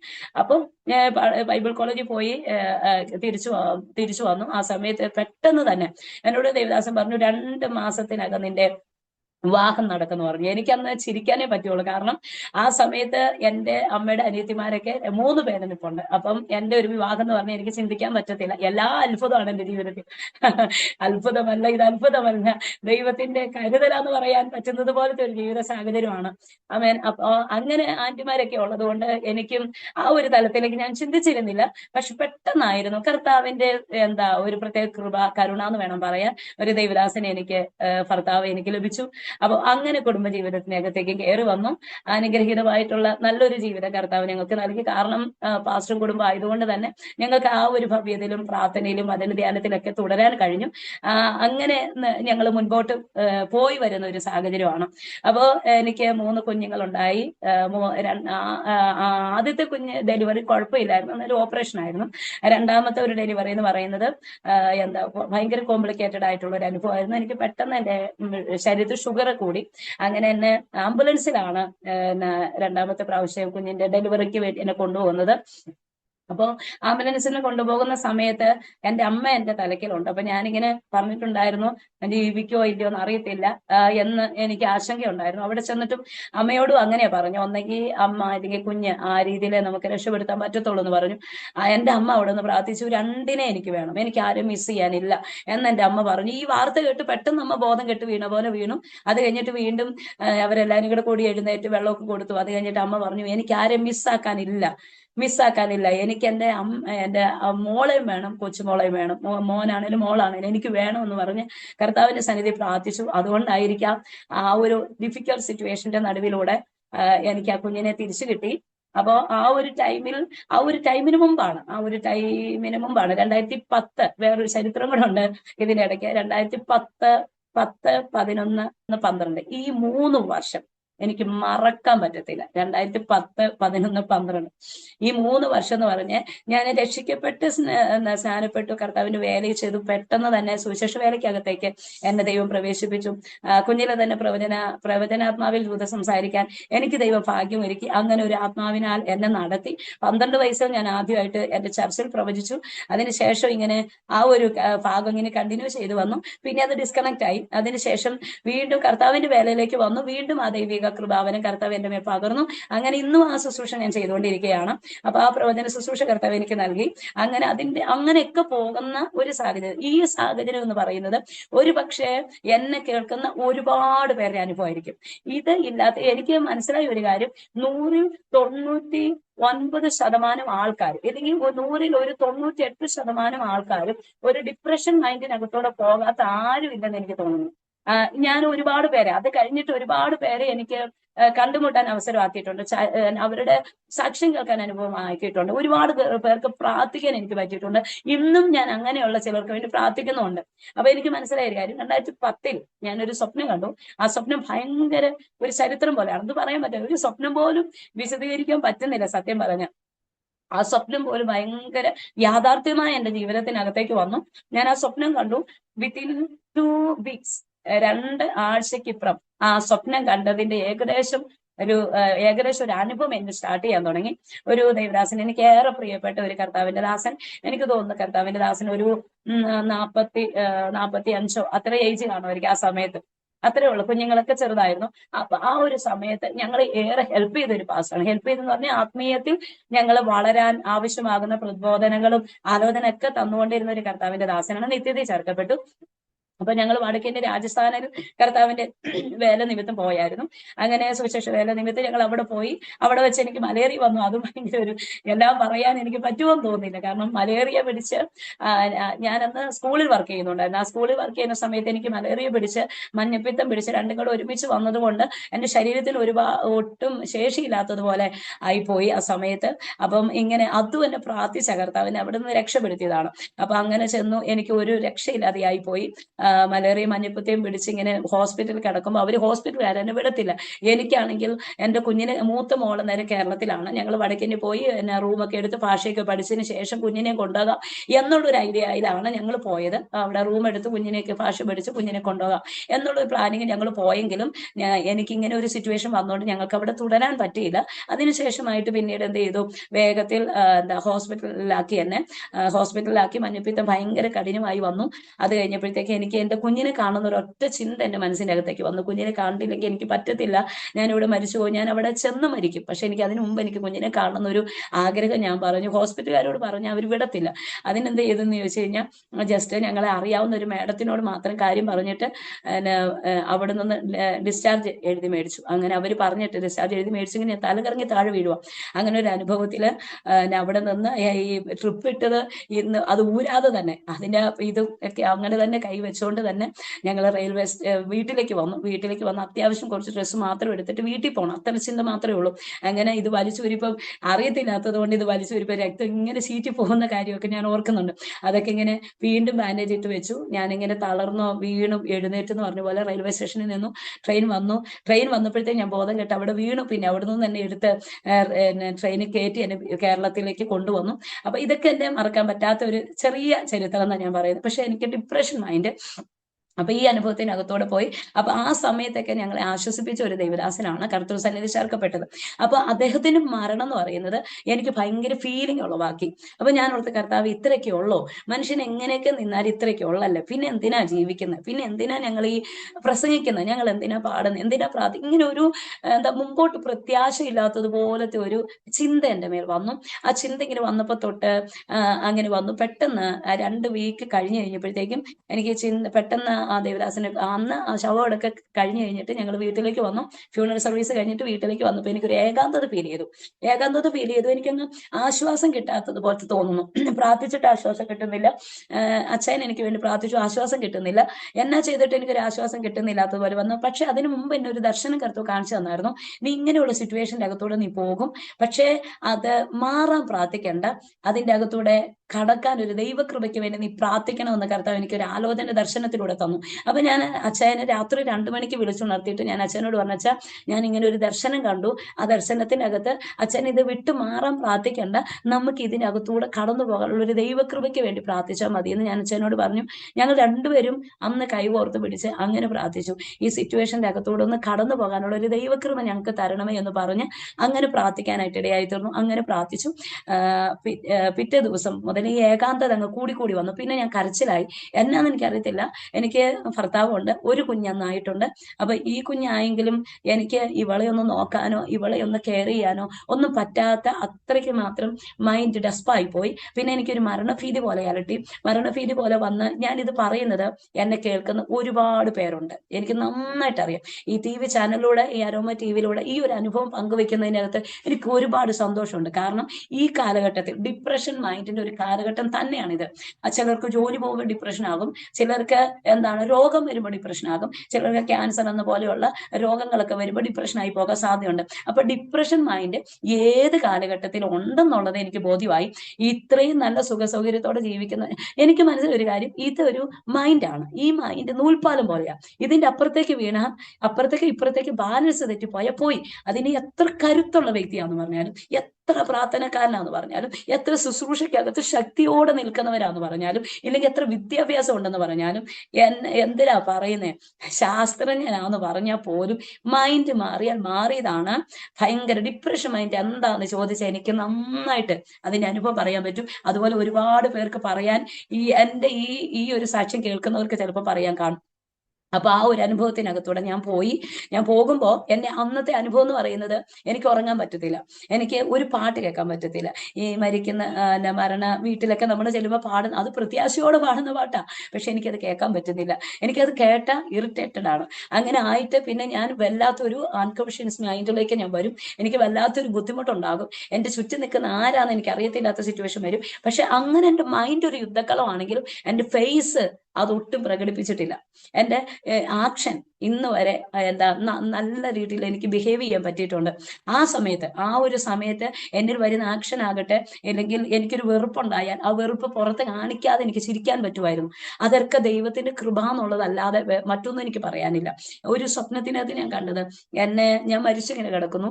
ഞാൻ മരിച്ചു കിടന്നിട്ട് എന്റെ ആത്മാവ് വേറൊരാളുടെ തോളിൽ ഇങ്ങനെ പോയി ശാന്തമായിട്ട് ഇങ്ങനെ തോളി കിടക്കുമ്പോൾ എന്റെ ആത്മാവ് ഇങ്ങനെ കിടക്കുമ്പോൾ ആ മനുഷ്യൻ ഇങ്ങനെ എന്റെ ആത്മാവിന് ഇങ്ങനെ തലോടുന്നു. ഇങ്ങനെ തലോടി കഴിഞ്ഞപ്പം ഒരു വ്യക്തി വന്നിട്ട് എന്റെ കണ്ണ് വേണമെന്ന് പറഞ്ഞിട്ട് എന്റെ കണ്ണിങ്ങനെ കുത്തിയെടുക്കാൻ നോക്കും. ഞാൻ കണ്ട ദർശനമാണ് ഇത് പറയുന്നതിന്റെ കാരണം. അങ്ങനത്തെ ഒരു ഫീലിംഗ് എനിക്ക് ഉണ്ടായി. ഈ കണ്ണ് കുത്തിയെടുക്കാൻ നോക്കിയപ്പോ എന്റെ ആത്മാവെന്ന് പറയുന്ന ശ്രീജ പറയുവാണ്, ആ കണ്ണ് നിനക്കുള്ളതല്ല, ആ കണ്ണ് മൊത്തം ദർശനം കാണുന്ന കണ്ണാന്ന് പറഞ്ഞു. അന്നേരത്തേക്ക് അതിങ്ങനെ അങ്ങ് മാറിപ്പോയി. അവർക്ക് എന്നെ കണ്ണ് എടുക്കാൻ പറ്റുന്നില്ല. എന്നിട്ട് പിന്നെ അവർ പറയാണ്, അന്ന് ഇതിന്റെ തലച്ചോറ് എനിക്ക് വേണമെന്ന് പറഞ്ഞിട്ട് ഇങ്ങനെ ഈ തല ഇങ്ങനെ പൊളക്കുന്ന ഒരു കാണി ഞാനിങ്ങനെ കാണുമോ. അപ്പോഴത്തേക്ക് എന്റെ ആത്മാവ് ഇങ്ങനെ ആ മനുഷ്യന്റെ തോളിൽ കിടന്നുകൊണ്ട് പറയാ, അതും നിനക്ക് കിട്ടത്തില്ല, അത് മൊത്തം വചനമാന്ന് പറഞ്ഞു. ആ തലച്ചോറ് മൊത്തം വചനമാന്ന് പറഞ്ഞു. അപ്പം അത് രണ്ടും കിട്ടിയില്ല. ഈ രണ്ട് ദർശനത്തിൽ കാണുന്ന കണ്ണും വചന വെളിപ്പാട് പ്രാപിക്കുന്ന വചനമുള്ള തലയും കർത്താവ് മാറ്റിയിട്ടില്ല. അതിന്നും എനിക്ക് അങ്ങനെ തന്നെ നിൽക്കുന്നു. അതുകൊണ്ടാണ് എനിക്ക് നിൽക്കാൻ പറ്റുന്നത്. അപ്പൊ ആ സമയത്ത് എനിക്ക് ഒരു 6 മണിക്ക് ശേഷം എനിക്ക് ഭയങ്കരമായിട്ട് ഇത് വരും, മരണഭീതി വരും. മരണഭീതി വരുമ്പോഴത്തേക്കും എല്ലാവരോടും പറയും, ഇന്നാരും ഉറങ്ങല്ല, എന്നെ കൂടി ഇരിക്കുന്നുണ്ട്. അവരിരുന്നാലും എനിക്ക് ആശ്വാസമില്ല. എനിക്കൊരു പാട്ട് കേട്ടാൽ ആശ്വാസമില്ല, ഒരു മെസ്സേജ് കേട്ടാൽ എനിക്കൊരു ആശ്വാസമില്ല. ഇനി TV-യിലൂടെ എന്തെങ്കിലും കേൾക്കാന്ന് പറഞ്ഞാൽ അതെനിക്ക് ആശ്വാസമല്ല. എനിക്ക് ഏറ്റവും ഇഷ്ടപ്പെട്ട ഒരു കാര്യം ചെയ്തു തരാം എന്ന് പറഞ്ഞാലും എനിക്ക് ആശ്വാസമില്ല. അങ്ങനത്തെ ഒരു അനുഭവം എനിക്ക് ഞാൻ നിൽക്കുന്ന പ്ലേസ്, അന്ന് ഞങ്ങൾ ദൈവവേല ചെയ്തുകൊണ്ടിരിക്കുന്ന സമയത്താണ് ഈ ഒരു സിറ്റുവേഷൻ. ഇത് ഞാൻ ആരുടെ മുമ്പിൽ പങ്കുവെച്ചിട്ടില്ല, കാരണം ഈ TV-യിലൂടെ ആയതുകൊണ്ട് എല്ലാവർക്കും എന്നെ മനസ്സിലാകുമെന്ന് ഞാൻ കർത്താവ് വിശ്വസിക്കുന്നു. കാരണം ആ ഒരു കാലഘട്ടത്തിൽ ഞാൻ പങ്കുവെച്ചായിരുന്നെങ്കിൽ മറ്റു പലരും പല രീതിയിലും എന്നെ വ്യാഖ്യാനിച്ചേനായിരുന്നു. ഇല്ലെങ്കിൽ ഈ ഒരു അനുഭവം പങ്കുവെക്കുമ്പോൾ പലർക്ക് അവർക്ക് തോന്നിയതുപോലെ വ്യാഖ്യാനിച്ചേനായിരുന്നു. പക്ഷെ ഇങ്ങനൊരു അവസരം ദൈവം എനിക്ക് തന്നത്, ഇങ്ങനെ ഒരു ഡിപ്രഷൻ മൈൻഡിലൂടെ ആരെങ്കിലും പോകുന്നുണ്ടെങ്കിൽ ഞാൻ കർത്താവിന്റെ നാമത്തിൽ അവരോട് പറയാണ്, നിങ്ങൾക്ക് ജീവനുള്ള ഒരു ദൈവമുണ്ട്. ഈ ദൈവത്തെ മുറുകെ പിടിക്കുക. ഇതൊരു മരുന്നിന്റെ ബലത്തിലല്ല. ഞാൻ 3.5 വർഷം എനിക്ക് ഉറങ്ങിയിട്ടില്ല. 3.5 വർഷം ഒരു ദിവസം ഉറങ്ങാതിരുന്ന ഇന്ന് എനിക്ക് അതിന്റെ ഫീലിംഗ് ഉണ്ട്. ഒരു ദിവസം ഒരു 1 മണിക്ക് ശേഷം, ഞാൻ മിക്കവാറും വീഡിയോ ഒക്കെ എഡിറ്റ് ചെയ്യുന്ന ആളാണ്. ഞാൻ വീഡിയോ എല്ലാ ദിവസവും രാവിലെ പ്രഭാതമന്ന പോലെ ഇടാറുണ്ട്. അപ്പൊ അങ്ങനെ അതിന്റെയൊക്കെ എഡിറ്റിംഗ് വർക്കൊക്കെ ഞാൻ ചെയ്യുന്നുള്ളതുകൊണ്ട് എനിക്കൊരു ഏകദേശം ഒരു 12-1 മണിയാവും ഞാൻ കിടക്കുക. അന്നാ പോലും എനിക്ക് പിറ്റേ ദിവസം ക്ഷീണം ഉണ്ടാകാറുണ്ട്. പക്ഷെ ഈ 3.5 വർഷം ഞാൻ നിന്നിട്ട് എനിക്കങ്ങനൊരു ക്ഷീണം ഉണ്ടായില്ല. പക്ഷെ ഡിപ്രഷൻ മൈൻഡ് എന്ന് പറഞ്ഞാൽ എനിക്ക് തോന്നുന്നു അതൊരു 3rd സ്റ്റേജ് വരെ ആയിട്ടുണ്ട്. ഈ ക്യാൻസറിന്റെ സ്റ്റേജ് എന്ന് പറയുന്ന പോലെ തന്നെ ഇതിന് 1st സ്റ്റേജ് ഉണ്ട്, 2nd സ്റ്റേജ് സ്റ്റേജ് ഉണ്ട്, തേർഡ് സ്റ്റേജ് ഉണ്ട്, ഫോർത്ത് സ്റ്റേജ് ഉണ്ട്. ഫോർത്ത് സ്റ്റേജിലേക്ക് വരുമ്പോഴാണ് സ്വയം ആത്മഹത്യ ചെയ്യും, സ്വയം അവർ പിച്ചാത്തി എടുക്കാൻ തുടങ്ങും, സ്വയം അവർ കയറെടുക്കാൻ തുടങ്ങും, സ്വയം അവർ വിഷം കഴിക്കാൻ തുടങ്ങും, സ്വയം അവർ എന്തെങ്കിലുമൊക്കെ കാര്യങ്ങൾ ആക്സിഡന്റ് വരുത്താൻ നോക്കും. ഇതെല്ലാം ഫോർത്ത് സ്റ്റേജിൽ സംഭവിക്കുന്ന കാര്യമാണ്. ഞാൻ ഇതിന്റെ ആ ആ ഒരു ഭാഗത്തേക്ക് കടന്നില്ലെന്ന് മാത്രമേ ഉള്ളൂ. പക്ഷേ എനിക്ക് ആ ഒരു സിറ്റുവേഷൻ വരെ എൻ്റെ മൈൻഡിനകത്ത് വന്നു, ഇവിടെ നിന്ന് ഓടിയാലോ, ഇവിടെ നിന്ന് ഓടിപ്പോയാലോ, ഇങ്ങനെയൊക്കെ എനിക്ക് തോന്നിയിട്ടുണ്ട്. ആ സമയത്താണ് എൻ്റെ സെക്കൻഡ് ഡെലിവറിയുടെ ടൈം വരുന്നത്. ആ ടൈമിൽ എനിക്ക് ആ ഡിപ്രഷൻ മൈൻഡ് മാറിയതിന് ശേഷമായിട്ട് ഈ കുഞ്ഞ് എൻ്റെ രണ്ടാമത്തെ മോനാണോ മോനാണോ എന്ന് എനിക്കറിയത്തില്ല, അബോഷനായി പോയായിരുന്നു. ആ ടൈമിൽ കയറിയ ഒരു ഒരു അഗാധമായ ദുഃഖമാണ് എന്നെ ഈ സുവിശേഷ വേലയുടെ ഈ ഒരു ടൈമിലേക്ക് വന്നപ്പോൾ, ഒരു വഴിത്തിരിവിന്റെ മേഖലയിലേക്ക് വന്നപ്പോൾ ഈ ഡിപ്രഷൻ മൈൻഡ് സ്റ്റാർട്ടായി. ഞാൻ പറയുന്നേ, നമുക്ക് ചിലപ്പം ഈ ഡിപ്രഷൻ മൈൻഡ് സ്റ്റാർട്ടാകാൻ അന്നൊരു പ്രസന്റിൽ ഒരു നല്ല ഒരു അനുഭവം വേണമെന്നില്ല. പ്രസന്റിലി ഹാപ്പി ആയിരിക്കും, ഭർത്താവ്, കുഞ്ഞുങ്ങൾ, മക്കൾ, സാമ്പത്തികം, എല്ലാ മേഖലയും ഹാപ്പി ആയിട്ടുള്ള ഒരു മേഖലയിലൂടെ ആയിരിക്കും പോകുന്നത്. പക്ഷേ ഇത് സ്റ്റാർട്ട് ചെയ്യണമെങ്കിൽ ചിലപ്പോൾ നേരത്തെ കുഞ്ഞിലേ വന്ന എന്തെങ്കിലും ഒരു വിഷയമായിരിക്കാം, അതിലൂടെ നമ്മളെ എഫക്ട് ചെയ്ത ഒരു വിഷയമായിരിക്കും പിന്നീട് ഇത് നമ്മുടെ ജീവിതത്തിൽ ഡിപ്രഷൻ ആയിട്ട് വരുന്നത്. ആ പ്രസന്റിലെ സിറ്റുവേഷൻ നമ്മൾ കാരണം അന്വേഷിക്കുമ്പോൾ ഒന്നും കാണത്തില്ല, ഹാപ്പി ആയിട്ടുള്ള ലൈഫ്. പക്ഷെ എന്തുകൊണ്ട് ഇങ്ങനെ വന്നു എന്നൊന്ന് കാരണം ചകഞ്ഞ് കണ്ടുപിടിക്കുന്നത് ഭയങ്കര പ്രയാസമാണ്. അതുകൊണ്ട് എൻ്റെ ഈ ഒരു ചാനലിലൂടെ എൻ്റെ ഈ അനുഭവ സാക്ഷ്യം കേൾക്കുന്ന ആരെങ്കിലും ഈ ഒരു മൈൻഡിനകത്ത് നിൽക്കുന്നെങ്കിൽ അവരോട് കർത്താവ് വളരെ വ്യക്തമായിട്ട് പറയാണ്, നിങ്ങൾക്ക് അതിൽ നിന്ന് രക്ഷപ്പെടാൻ പറ്റും. സ്വമേധയാ നിങ്ങൾ തന്നെയാണ് ഏറ്റവും വലിയ ഡോക്ടർ, നിങ്ങൾ തന്നെയാണ്. ഞാൻ ഒരു ഡോക്ടറിന്റെ അടുത്തും പോയില്ല, ഒരു ഡോക്ടറും ഒരു കൗൺസിലറും ആയിട്ടുള്ള ഒരു വ്യക്തിയുടെ അടുത്ത് പോയി. ഡോക്ടറുമാണ് അദ്ദേഹം, കൗൺസിലറുമാണ്, അപ്പോൾ തന്നെ ഒരു വിശ്വാസിയാണ്. അങ്ങനെ ഒരാളുടെ അടുത്ത് പോയി ഞാൻ ജസ്റ്റ് ഒന്ന് കൗൺസിലിംഗ് ചെയ്യാൻ എന്നെ കൊണ്ടുവന്ന് നിർത്തി. അന്നേരം ദേവദാസൻ അല്ലെങ്കിൽ ആ ഡോക്ടർ എന്നോട് പറഞ്ഞു, മോനെ, നീ പൂർണ്ണ ഒരു നാണയത്തിന്റെ രണ്ടു വശം പോലെയാ. നീ 100% പവർഫുൾ ലേഡിയും അപ്പോൾ തന്നെ നീ 100% തൊട്ടാവാടിയോ എന്ന് പറഞ്ഞു. അപ്പം എന്നോട് ഇങ്ങനെ, അത് ഇന്നും മറന്നിട്ടില്ല, ആ ഒരു വാക്ക് ഇന്നും മറന്നിട്ടില്ല. നിനക്ക് മരിക്കാൻ പേടിയുണ്ടോ എന്ന് ചോദിച്ചു. എന്നെ ഇങ്ങനെ കൗൺസിലിങ്ങിന് ഇരുത്തേക്കോ, ഞാൻ അങ്ങോട്ട് ഇരിക്കുന്നു, ഇപ്പം ദേവദാസൻ ഇങ്ങോട്ട് തിരിഞ്ഞിരിക്കുന്നത് പോലെ തന്നെ ആ ഡോക്ടർ എന്റെ ഇങ്ങോട്ടും തിരിഞ്ഞിരിക്കുക. എന്നിട്ട് ചോദിച്ചു, നിനക്ക് എത്ര വയസ്സ് വരെ ജീവിക്കണം? നിനക്ക് പരമാവധി വയസ്സ് നീ പറഞ്ഞോളാൻ പറഞ്ഞു.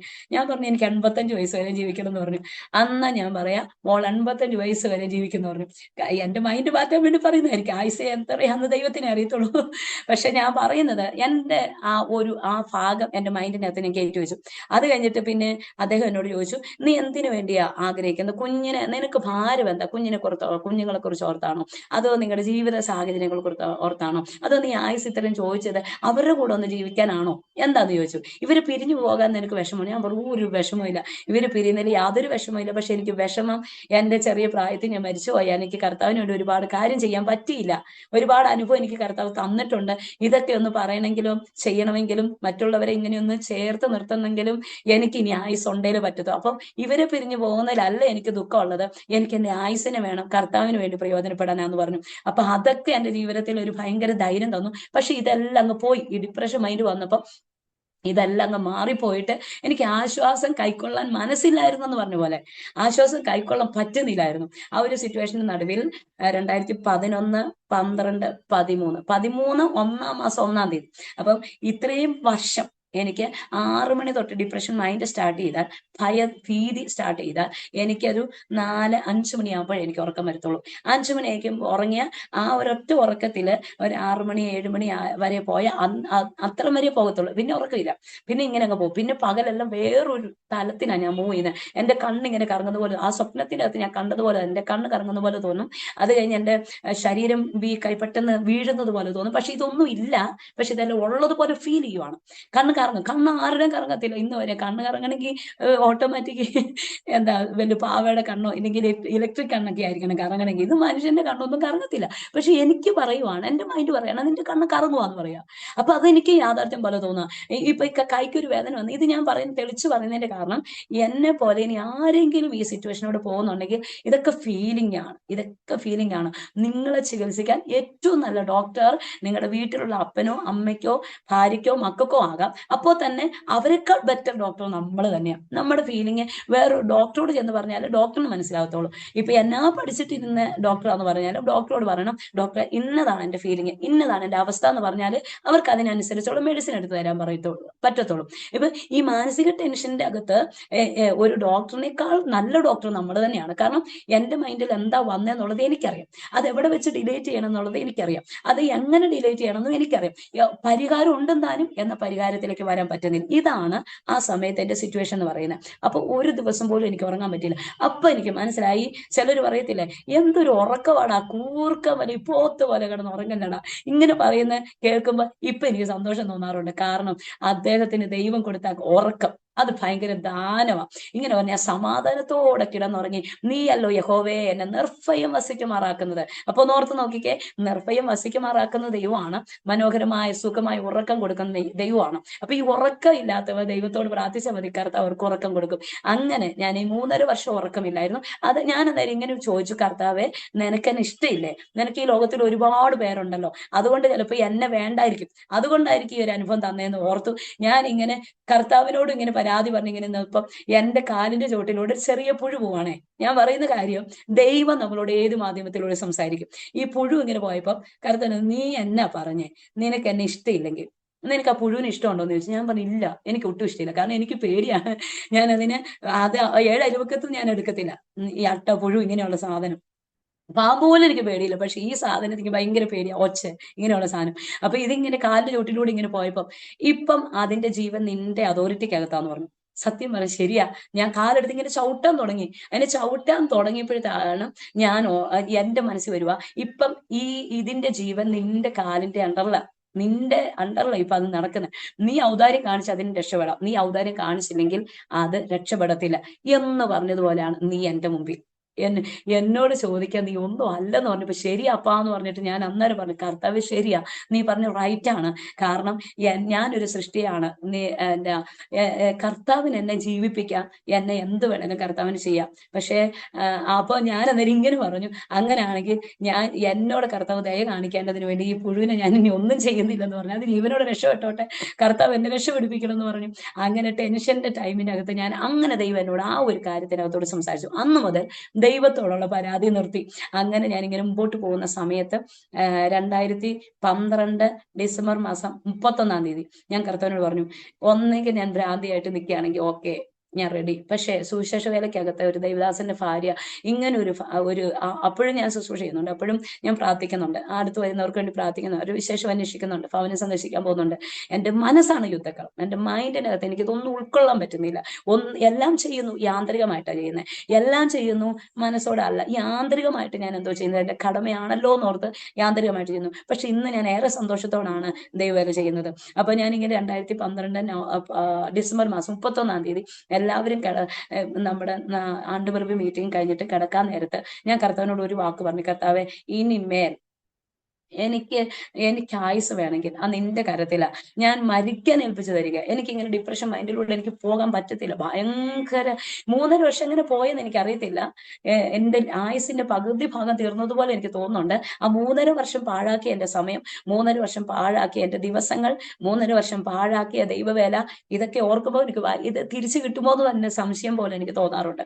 അപ്പോൾ ഈ ഒരു സിറ്റുവേഷനകത്തോട് ഞാൻ പോയി.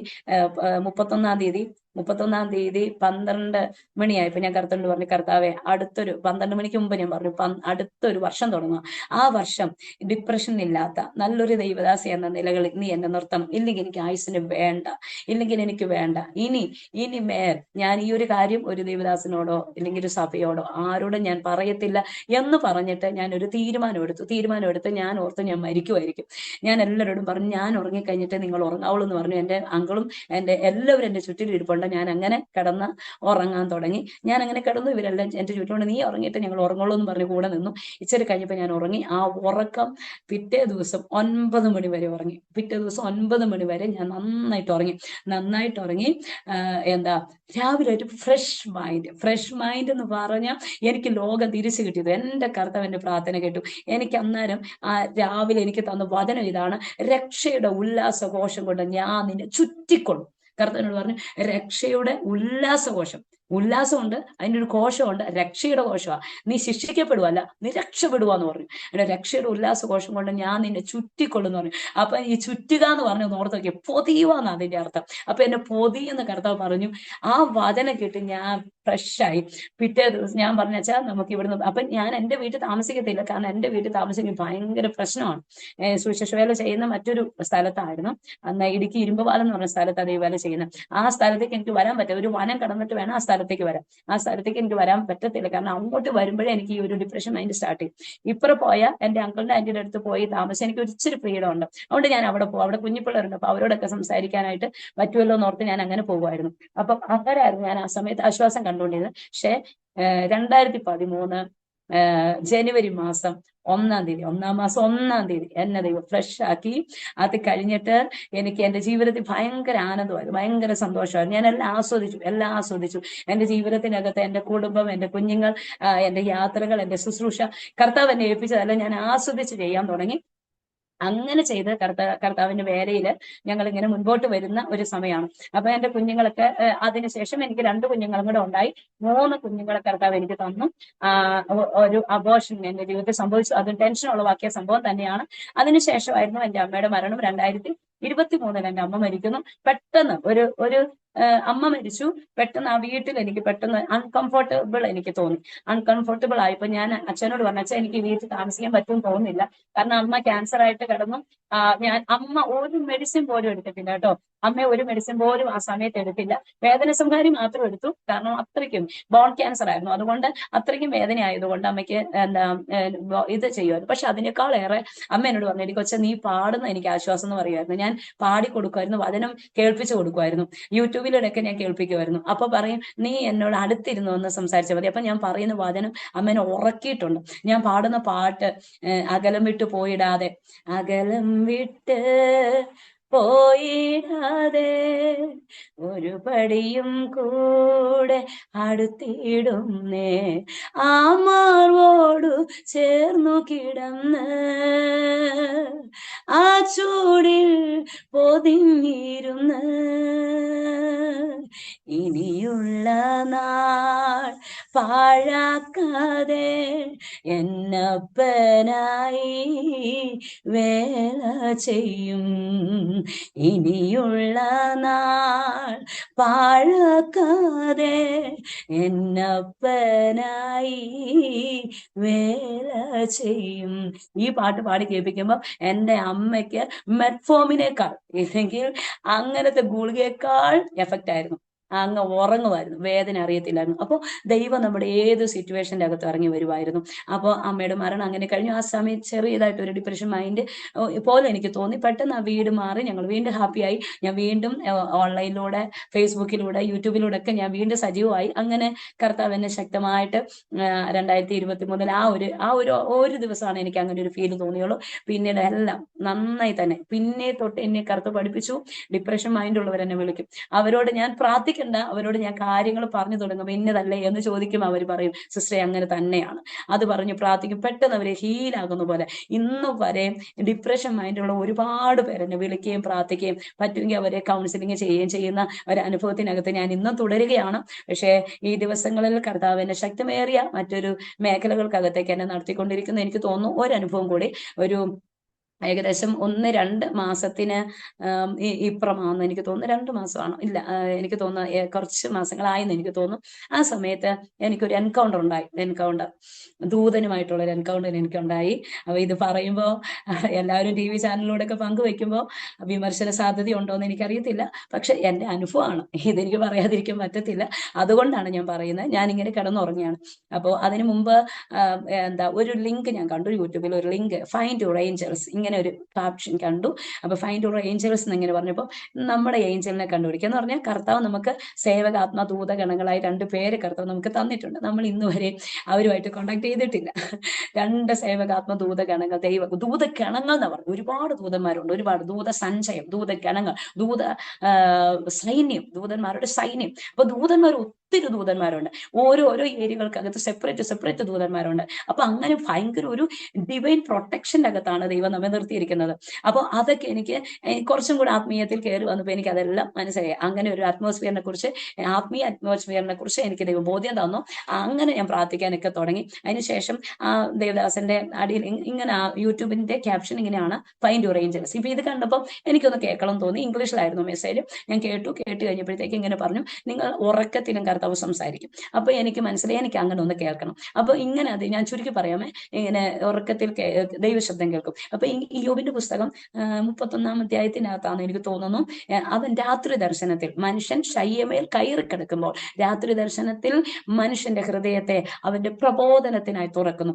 അവന്റെ ചെവി അവന്റെ ശബ്ദത്തിനു വേണ്ടി, പ്രബോധനത്തിനായി അവന്റെ മനസ്സിനെയും തുറക്കുന്നു എന്നൊരു വചനം യോബിന്റെ പുസ്തകത്തിനകത്തുണ്ട്. അപ്പോ രാത്രി ദർശനത്തിൽ കർത്താവ് സംസാരിക്കും, ശയ്യമേൽ കയറി കിടക്കുമ്പോൾ ദൈവം സംസാരിക്കും, നമ്മുടെ ചെവിക്കകത്ത് ദിവസം. അങ്ങനെയൊക്കെ എനിക്ക് അനുഭവം ഉണ്ടായിട്ടുണ്ട്. കർത്താവിനോട് സംസാരിച്ചത്, ദർശനം കണ്ടിട്ട് അതിന്റെ ക്ലാരിഫിക്കേഷൻ എനിക്ക് മിക്കവാറും ശബ്ദമായിട്ട് ഞാൻ കേൾക്കാറുണ്ട്. അപ്പൊ ഇങ്ങനെ കിടന്നുറങ്ങി. അപ്പോൾ എന്നോട് അപ്പൊ ദേവദാസൻ പറയുന്ന ഒരു ഭാഗം എങ്ങനെയാണ്, നിങ്ങൾ പ്രിപ്പയർ ചെയ്തിട്ട് കിടന്നുറങ്ങണം. മൈൻഡിനെ ഫ്രീ ആക്കി എന്തെങ്കിലും പറയാനുണ്ടെങ്കിൽ പറഞ്ഞും തീർത്തും ഹാപ്പി ആയിട്ട് കിടന്നുറങ്ങണം. പ്രിപ്പയർ ചെയ്ത് കിടന്നുറങ്ങണം.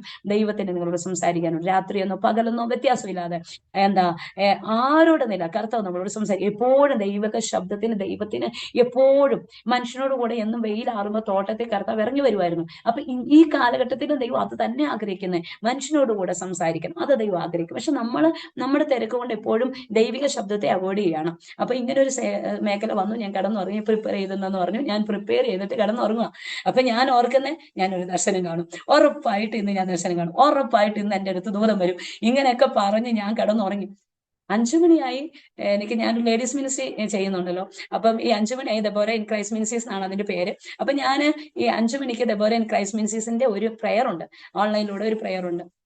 ആ പ്രെയർ അറ്റൻഡ് ചെയ്യാൻ വേണ്ടി ഞാൻ എഴുന്നേറ്റ് കഴിയുന്നോടും വരെ ഞാൻ ഒരു ദർശനവും കണ്ടില്ല, ഒരു വെളിപ്പാടും കണ്ടില്ല. അപ്പൊ ഞാൻ കർത്താവിനോട് പറഞ്ഞു, നീ ചുമ്മാ പറഞ്ഞതാ, എന്നോട് കിടക്കുമ്പോ സംസാരിക്കാന്ന് പറഞ്ഞല്ലേ, എന്റെ ആദ്യം സംസാരിക്കാന്ന് പറഞ്ഞിട്ട് ഒന്നും മിണ്ടിയില്ലല്ലോ, ഓ ഇതൊക്കെ ചുമ്മാതെയാ എന്ന് പറഞ്ഞിട്ട് ഞാനിങ്ങനെ പറഞ്ഞു. ആ പ്രാർത്ഥന കഴിഞ്ഞു. 6 മണിയായി. 1 മണിക്കൂറത്തെ പ്രാർത്ഥന, 5 തൊട്ട് 6 വരെ. അപ്പൊ ആ പ്രാർത്ഥന കഴിഞ്ഞു. ആ പ്രാർത്ഥന കഴിഞ്ഞ് കഴിഞ്ഞപ്പോഴത്തേക്ക് ഞാൻ അച്ഛനോട് പറഞ്ഞു, അന്ന് സൺഡേ ആണ്, എനിക്ക് ആരാധനയ്ക്ക് പോകണം, എല്ലാ കാര്യം ചെയ്യേണ്ടതുണ്ട്. അപ്പൊ സൺഡേ ആയതുകൊണ്ട് ഞാൻ അച്ഛനോട് പറഞ്ഞാൽ, ആരാധനയ്ക്ക് പോയി ഞാൻ ചിലപ്പോൾ ഉറങ്ങിയാലോ, അന്നൊന്ന് ജസ്റ്റ് കിടന്നാലോ, ഒരു 1/2 മണിക്കൂർ എനിക്കൊന്ന് ഉറങ്ങിയാൽ മതി, അത് കഴിഞ്ഞിട്ട് ഞാൻ എഴുന്നേറ്റുള്ളൂ. അച്ഛൻ പറഞ്ഞു, ഞാൻ അവിടെ പോയി ഉറങ്ങാതിരിക്കാനാന്ന് പറഞ്ഞു. ഞാൻ എന്റെ മനസ്സിൽ അച്ഛനോട് അത് പറയുമ്പോഴും എന്റെ മനസ്സിൽ ദർശനം ഇതുവരെയും കണ്ടിട്ടില്ല, ഈ 1/2 മണിക്കൂറിനകത്ത് എനിക്ക് ദർശനം കാണണം. ഞാൻ എന്നിട്ട് എന്ത് ചെയ്തു, പോയി കിടന്ന് 15 മിനിറ്റിനകം ഞാൻ നല്ലൊരു മയക്കത്തിലേക്ക് വന്നു. കാരണം ക്ഷീണം ഉണ്ടല്ലോ, രാവിലെ എഴുന്നേറ്റായതുകൊണ്ട് ക്ഷീണമുണ്ട്. അങ്ങനെ ഞാൻ കിടന്നു. 1/2 മണിക്കൂറിനകത്ത് എനിക്കൊരു മയക്കം, ഒരു 15 മിനിറ്റ് എടുത്തിട്ടുണ്ട്, മയക്കം വന്നു. പെട്ടെന്ന് ഞാൻ കാണുവാണ്, 2 സഹോദരിമാർ എൻ്റെ അടുത്ത് വന്ന് നിൽക്കുന്നു. ഇതുപോലെ തന്നെ മുമ്പിൽ 2 ചെയർ ഇട്ടിട്ട് ഇങ്ങനെ ഇൻ ഫ്രണ്ട് ഓഫ് മീ, എൻ്റെ നേരെ നിന്ന് എന്നോട് സംസാരിക്കാം. അപ്പൊ സാധാ സഹോദരിമാരാണ്, ഇടുക്കിക്കാര് സാധാ ജോലിയൊക്കെ ചെയ്യുന്ന സാധാ സഹോദരിമാർ എൻ്റെ അടുത്ത് 2 പേര് വന്ന് നിൽക്കാം.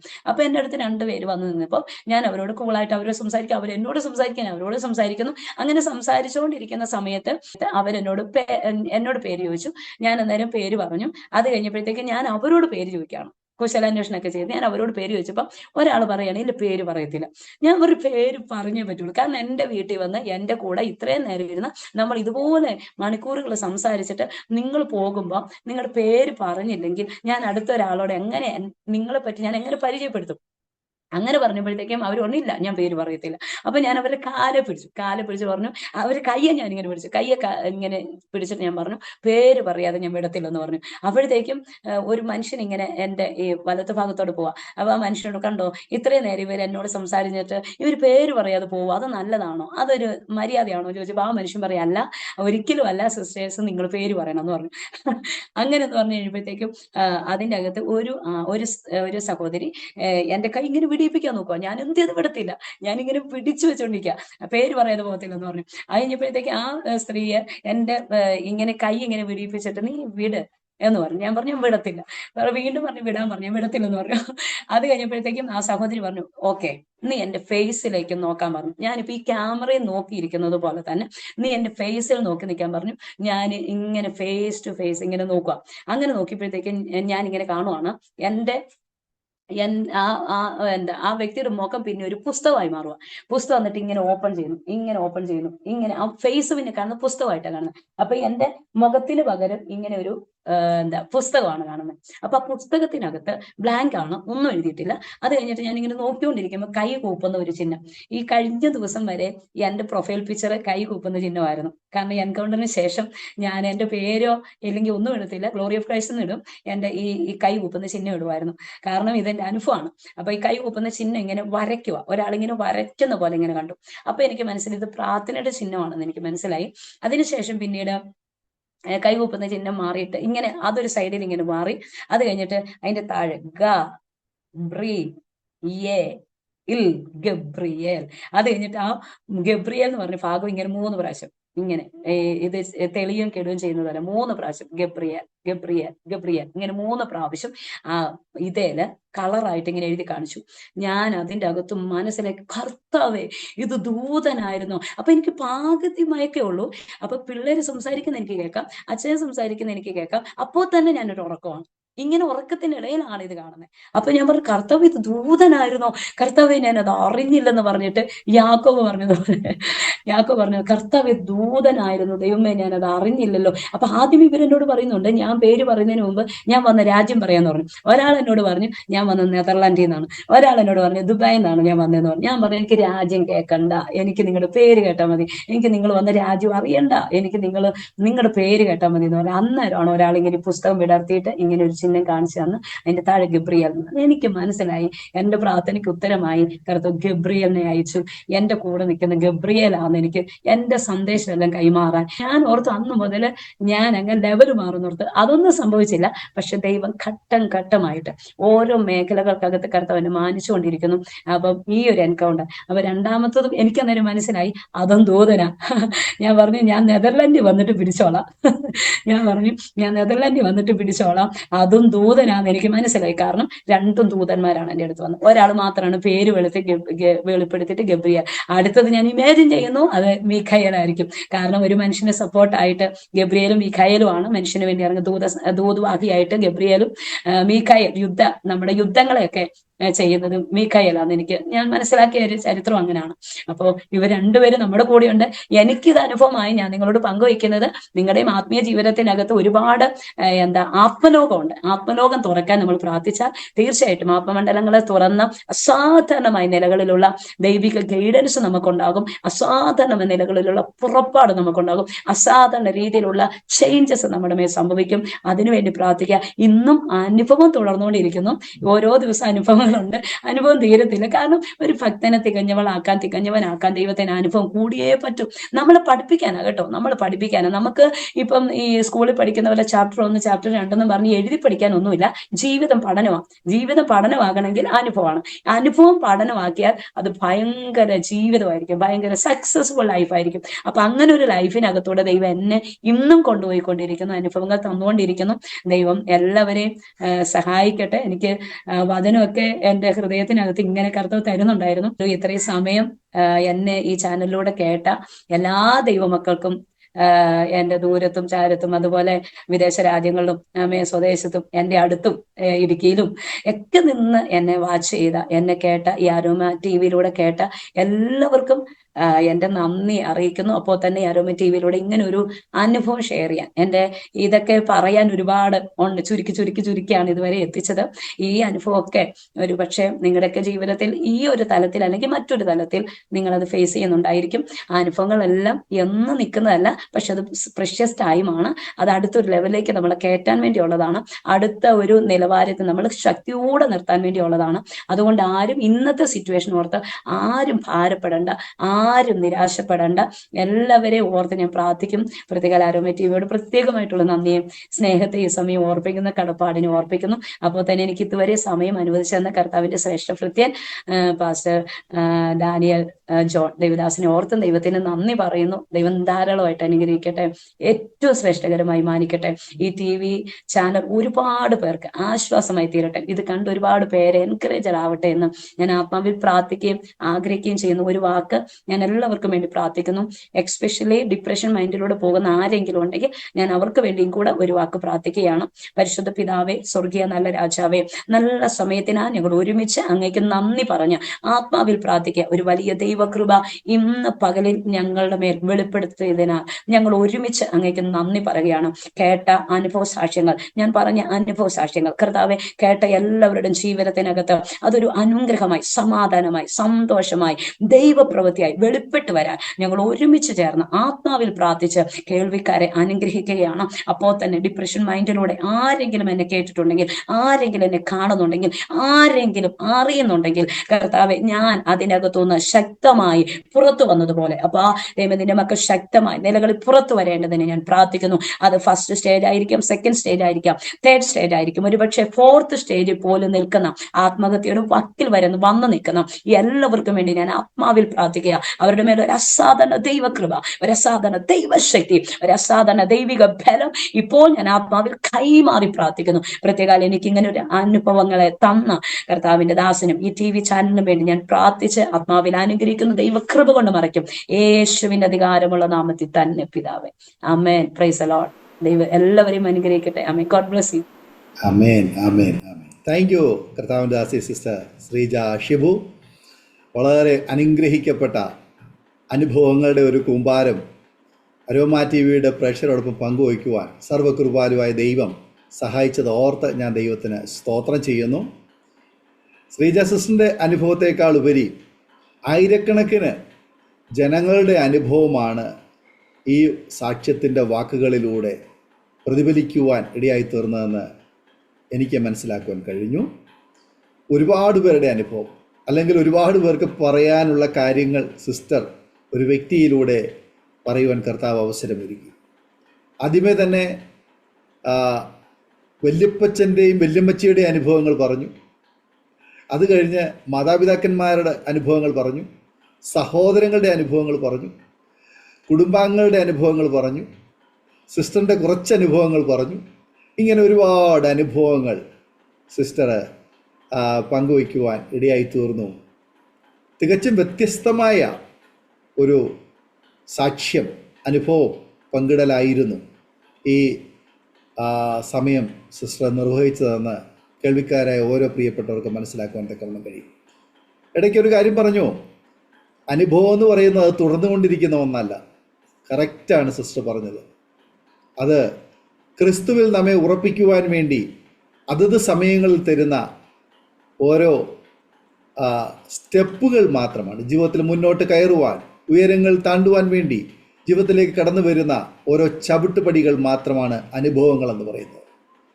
അതിലേക്ക് വീണ്ടും താഴോട്ടിറങ്ങിപ്പോകുന്ന അതല്ലല്ലോ അനുഭവം.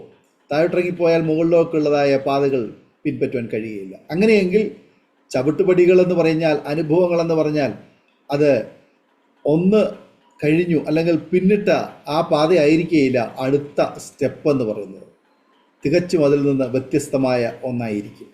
അങ്ങനെ മുന്നോട്ടുള്ള ആ ജീവിതയാത്രയിൽ നാം ഉയരങ്ങൾ താണ്ടുകയാണ്. പുറകോട്ട് തോക്കാതെ മുന്നോട്ടുള്ള യാത്രയിൽ ഒരുപാട് ഒരുപാട് ഒരുപാട് കാഴ്ചകൾ, കണ്ടിട്ടില്ലാത്ത, കേട്ടിട്ടില്ലാത്ത, അനുഭവിച്ചിട്ടില്ലാത്ത ഒരുപാട് സാഹചര്യങ്ങളിലൂടെ വ്യക്തികളെ, സാഹചര്യങ്ങളെ, വിഷയങ്ങളെ, പ്രശ്നങ്ങളെ, സങ്കീർണമായ അനുഭവങ്ങളെ, ദൈവിക ദർശനങ്ങളെ, ഇടപെടലുകളെ ഒക്കെ നമുക്ക് കാണുവാൻ തക്കവണ്ണം ആമേന് ഇടയായിത്തീരും. യാക്കോബ് തൻ്റെ ഭവനത്തിൽ നിന്ന് ഇറങ്ങി പുറപ്പെട്ടപ്പോൾ താന് ഒരിക്കലും പ്രതീക്ഷിക്കാത്ത രീതിയിലുള്ളതായ അനുഭവങ്ങളിലൂടെ കടന്നുപോയി.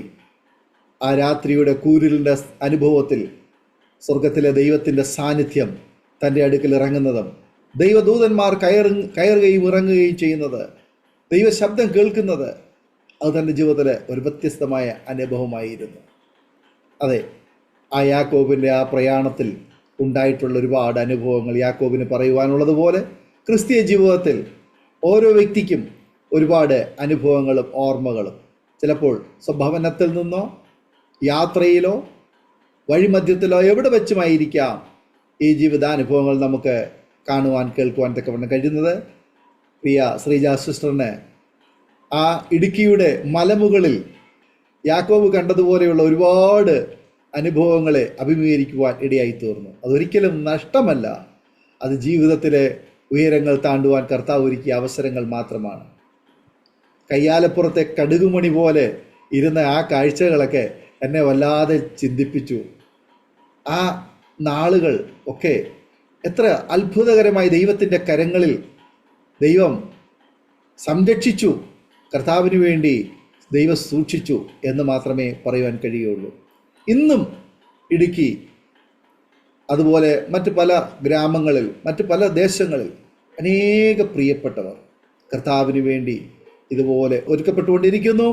അവരുടെയൊക്കെ ഒരു പ്രതിനിധിയായിട്ട് ശ്രീജ സിസ്റ്ററിന് ഈ സാക്ഷ്യം പറയാൻ കർത്താവ് കൃപ ചെയ്തല്ലോ. അരോമാറ്റിയുടെ പ്രേക്ഷകരെ, കേൾവിക്കാരായ നിങ്ങൾക്ക് ഒരു പക്ഷെങ്കിൽ ഈ സാക്ഷ്യം കേൾക്കുമ്പോൾ അത് എൻ്റെ അനുഭവമാണ് എന്നൊരു പക്ഷെങ്കിൽ നിങ്ങൾ പറയുമായിരിക്കും. തീർച്ചയായിട്ടും അത് നിങ്ങളുടെ അനുഭവമായി തീരട്ടെ. പ്രിയ സിസ്റ്റർ ഓർപ്പിച്ചല്ലോ, അനേക പ്രിയപ്പെട്ടവർ ഇന്ന് പല സമ്മർദ്ദങ്ങളുടെ നടുവിലൂടെ ദിനരാത്രങ്ങൾ തള്ളി നിൽക്കുകയാണ്. ജീവിതത്തിൽ ഒരുപാട് മാനസിക സമ്മർദ്ദങ്ങൾ, പിരിമുറുക്കങ്ങൾ, അതുപോലെ ഡിപ്രഷന്, അതുപോലെ കുടുംബ പ്രശ്നങ്ങൾ, ജീവിതത്തിൽ സമാധാനമില്ലാതെ കഴിഞ്ഞു പോകുന്നു. ക്യാൻസറിന് 4 സ്റ്റേജുകൾ ഉള്ളതുപോലെ ഈ മാനസിക സമ്മർദ്ദങ്ങൾക്കും പല സ്റ്റേജുകളുണ്ട്. അതിൻ്റെ അവസാനത്തെ സ്റ്റേജുകളിലാണ് പലപ്പോഴും പലരും ഇതൊക്കെ മനസ്സിലാക്കിയിട്ട് ഒന്നുകിൽ ചികിത്സയ്ക്ക് വിധേയപ്പെടും, അല്ലെങ്കിൽ ആത്മഹത്യയോ അല്ലെങ്കിൽ മറ്റേതെങ്കിലും നിയന്ത്രണം വിട്ടുപോകുന്ന ചില അനുഭവങ്ങളിലേക്കോ ഒക്കെ തിരിയുവാൻ ഇടയായിത്തീരുന്നത്. എന്നാൽ അതിനു മുന്നമേ നമ്മോട് സംസാരിക്കുന്ന, ഇന്ന് നിങ്ങൾ കേട്ടതായി ഈ ജീവിത സാക്ഷ്യത്തിലൂടെ വാത്സല്യ സഹോദരിയെ കർത്താവ് സൗഖ്യമാക്കിയതുപോലെ, വാത്സല്യ സഹോദര സഹോദരി, യുവാവേ യുവതി, മാതാവേ പിതാവേ, നിങ്ങളെയും കർത്താവിന് തൊടുവാൻ, കർത്താവിന് സൗഖ്യമാക്കുവാൻ, കർത്താവിന് ഇടപെടുവാൻ, സംസാരിക്കുവാൻ നിങ്ങൾ അല്പസമയം ഒന്ന് മാറ്റിവെക്കൂ. യേശു നിങ്ങളുടെ ഭവനത്തിൽ, നിങ്ങളുടെ പ്രശ്നത്തിൽ നിങ്ങളോടൊപ്പം, നിങ്ങളോട് ചേർന്നിരുന്ന് നിങ്ങളെ കരപിടിച്ച് ഉയരങ്ങൾ താണ്ടുവാൻ കൂടെയുണ്ട് എന്നുള്ള വസ്തുത ഒരിക്കൽ കൂടി ഓർപ്പിക്കുന്നു. ഈ സാക്ഷ്യം, ഇത് നിങ്ങളുടെ സാക്ഷ്യം. യേശു നിങ്ങളുടെ ദൈവമാണ്. നിങ്ങളുടെ ഭവനത്തിൽ, നിങ്ങളുടെ പ്രശ്നത്തിൽ, നിങ്ങളുടെ കുടുംബജീവിതത്തിൽ നിങ്ങളെ ധൈര്യപ്പെടുത്തുവാൻ, നിങ്ങളുടെ നഷ്ടപ്പെട്ട ഉറക്കം തിരിച്ചു തരുവാൻ, നഷ്ടപ്പെട്ട സമാധാനം തിരിച്ചു തരുവാൻ, നഷ്ടപ്പെട്ട സന്തോഷം തിരിച്ചു തരുവാൻ, നഷ്ടപ്പെട്ട കുടുംബജീവിതത്തെ കൂട്ടിച്ചേർക്കുവാൻ കർത്താവിന് കഴിയും. ആകയാൽ നിങ്ങൾ തീർച്ചയായിട്ടും ഈ സാക്ഷ്യം കേട്ട ശേഷം അല്പസമയം ദൈവസേനയിൽ കണ്ണുനീര് ഒഴുക്കി, മുഴങ്കാലുകളെ മടക്കി കർത്താവിൻ്റെ മുഖത്തേക്ക് നോക്കി പ്രാർത്ഥിക്കുവാൻ തയ്യാറാകൂ. നിങ്ങളെ കർത്താവ് സ്നേഹിക്കുന്നു എന്ന് മാത്രമേ ഞങ്ങൾക്ക് പറയുവാൻ ഇപ്പോൾ കഴിയുകയുള്ളൂ. ഞങ്ങൾ നിങ്ങൾക്ക് വേണ്ടി പ്രാർത്ഥിക്കുന്നു. ഈ സാക്ഷ്യം മറ്റുള്ള പ്രിയപ്പെട്ടവർ കൂടി ഷെയർ ചെയ്ത് കൊടുക്കൂ. അവരും കേട്ട് അനുഗ്രഹിക്കപ്പെട്ട് അവരും വിടുതൽ അനുഭവിക്കട്ടെ. ദൈവനാമം അതിലൂടെ മഹിമപ്പെടുവാൻ മുഖാന്തരമായി തീരും. നിങ്ങളുടെ വിലയേറിയ അഭിപ്രായങ്ങളും നിർദ്ദേശങ്ങളും കമൻറ്റ് ബോക്സിൽ രേഖപ്പെടുത്താവുന്നതാണ്. നിങ്ങൾക്കൊരു പ്രാർത്ഥനാ വിഷയമുണ്ടെങ്കിൽ സ്ക്രീനിൽ കാണുന്ന വാട്സപ്പ് നമ്പറിൽ ഞങ്ങളെ വിവരം അറിയിക്കും. ഞങ്ങൾ നിങ്ങൾക്ക് വേണ്ടി പ്രാർത്ഥിക്കാം. പ്രേക്ഷകർക്ക് വേണ്ടി എല്ലാ തിങ്കളാഴ്ചയും രാത്രി 9 മണി മുതൽ ഓൺലൈനിലൂടെയുള്ള പ്രാർത്ഥന നടക്കുന്നു. നിങ്ങൾക്കും അതിൽ സംബന്ധിക്കാവുന്നതാണ്. aroma.tv.co.in എന്ന വെബ്സൈറ്റ് നിങ്ങൾ സന്ദർശിക്കാം. അടുത്ത അനുഗ്രഹിക്കപ്പെട്ട സാക്ഷ്യവും വചന ചിന്തയുമായി വീണ്ടും കൂടിക്കാണുമ്പോഴേയും എല്ലാ പ്രിയപ്പെട്ടവർക്കും good bye. God bless you all. ഓർമ്മയുടെ മനോരഥത്തിൽ മായാത്ത ഓർമ്മയ്ക്കായി അരോമ മാട്രിമോണിയിൽ നിന്നും ജീവിത പങ്കാളിയെ കണ്ടെത്തൂ. നിങ്ങൾ ഒരു ക്രിസ്തീയ ജീവിത പങ്കാളിയെ അന്വേഷിക്കുകയാണോ? അതോ മക്കൾക്ക് അനുയോജ്യമായ ഒരു തക്ക തുണയ്ക്ക് വേണ്ടി പ്രാർത്ഥിക്കുന്ന വ്യക്തിയാണോ? എങ്കിൽ അരോമ മാട്രിമോണി നിങ്ങൾക്ക് വേണ്ടിയാണ്. ഇന്നു തന്നെ സൗജന്യമായി രജിസ്റ്റർ ചെയ്യൂ. അരോമ മാട്രിമോണിയുടെ പ്രത്യേകതകൾ: രജിസ്ട്രേഷൻ തികച്ചും സൗജന്യം. ലോകത്തെവിടെയുമുള്ള അനുയോജ്യമായ ക്രിസ്തീയ ജീവിത പങ്കാളിയെ തിരഞ്ഞെടുക്കാം. വിവാഹം നടക്കുന്നതുവരെ സർവീസ് ലഭിക്കുന്നു. ഏറ്റവും ചെറിയ പാക്കേജുകളും തിരഞ്ഞെടുക്കാം. അരോമ മാട്രിമോണി നിങ്ങൾക്കായി ഒരുക്കുന്നു വിവാഹം പരമാനന്ദം. Email aroma matrimony2020@gmail.com.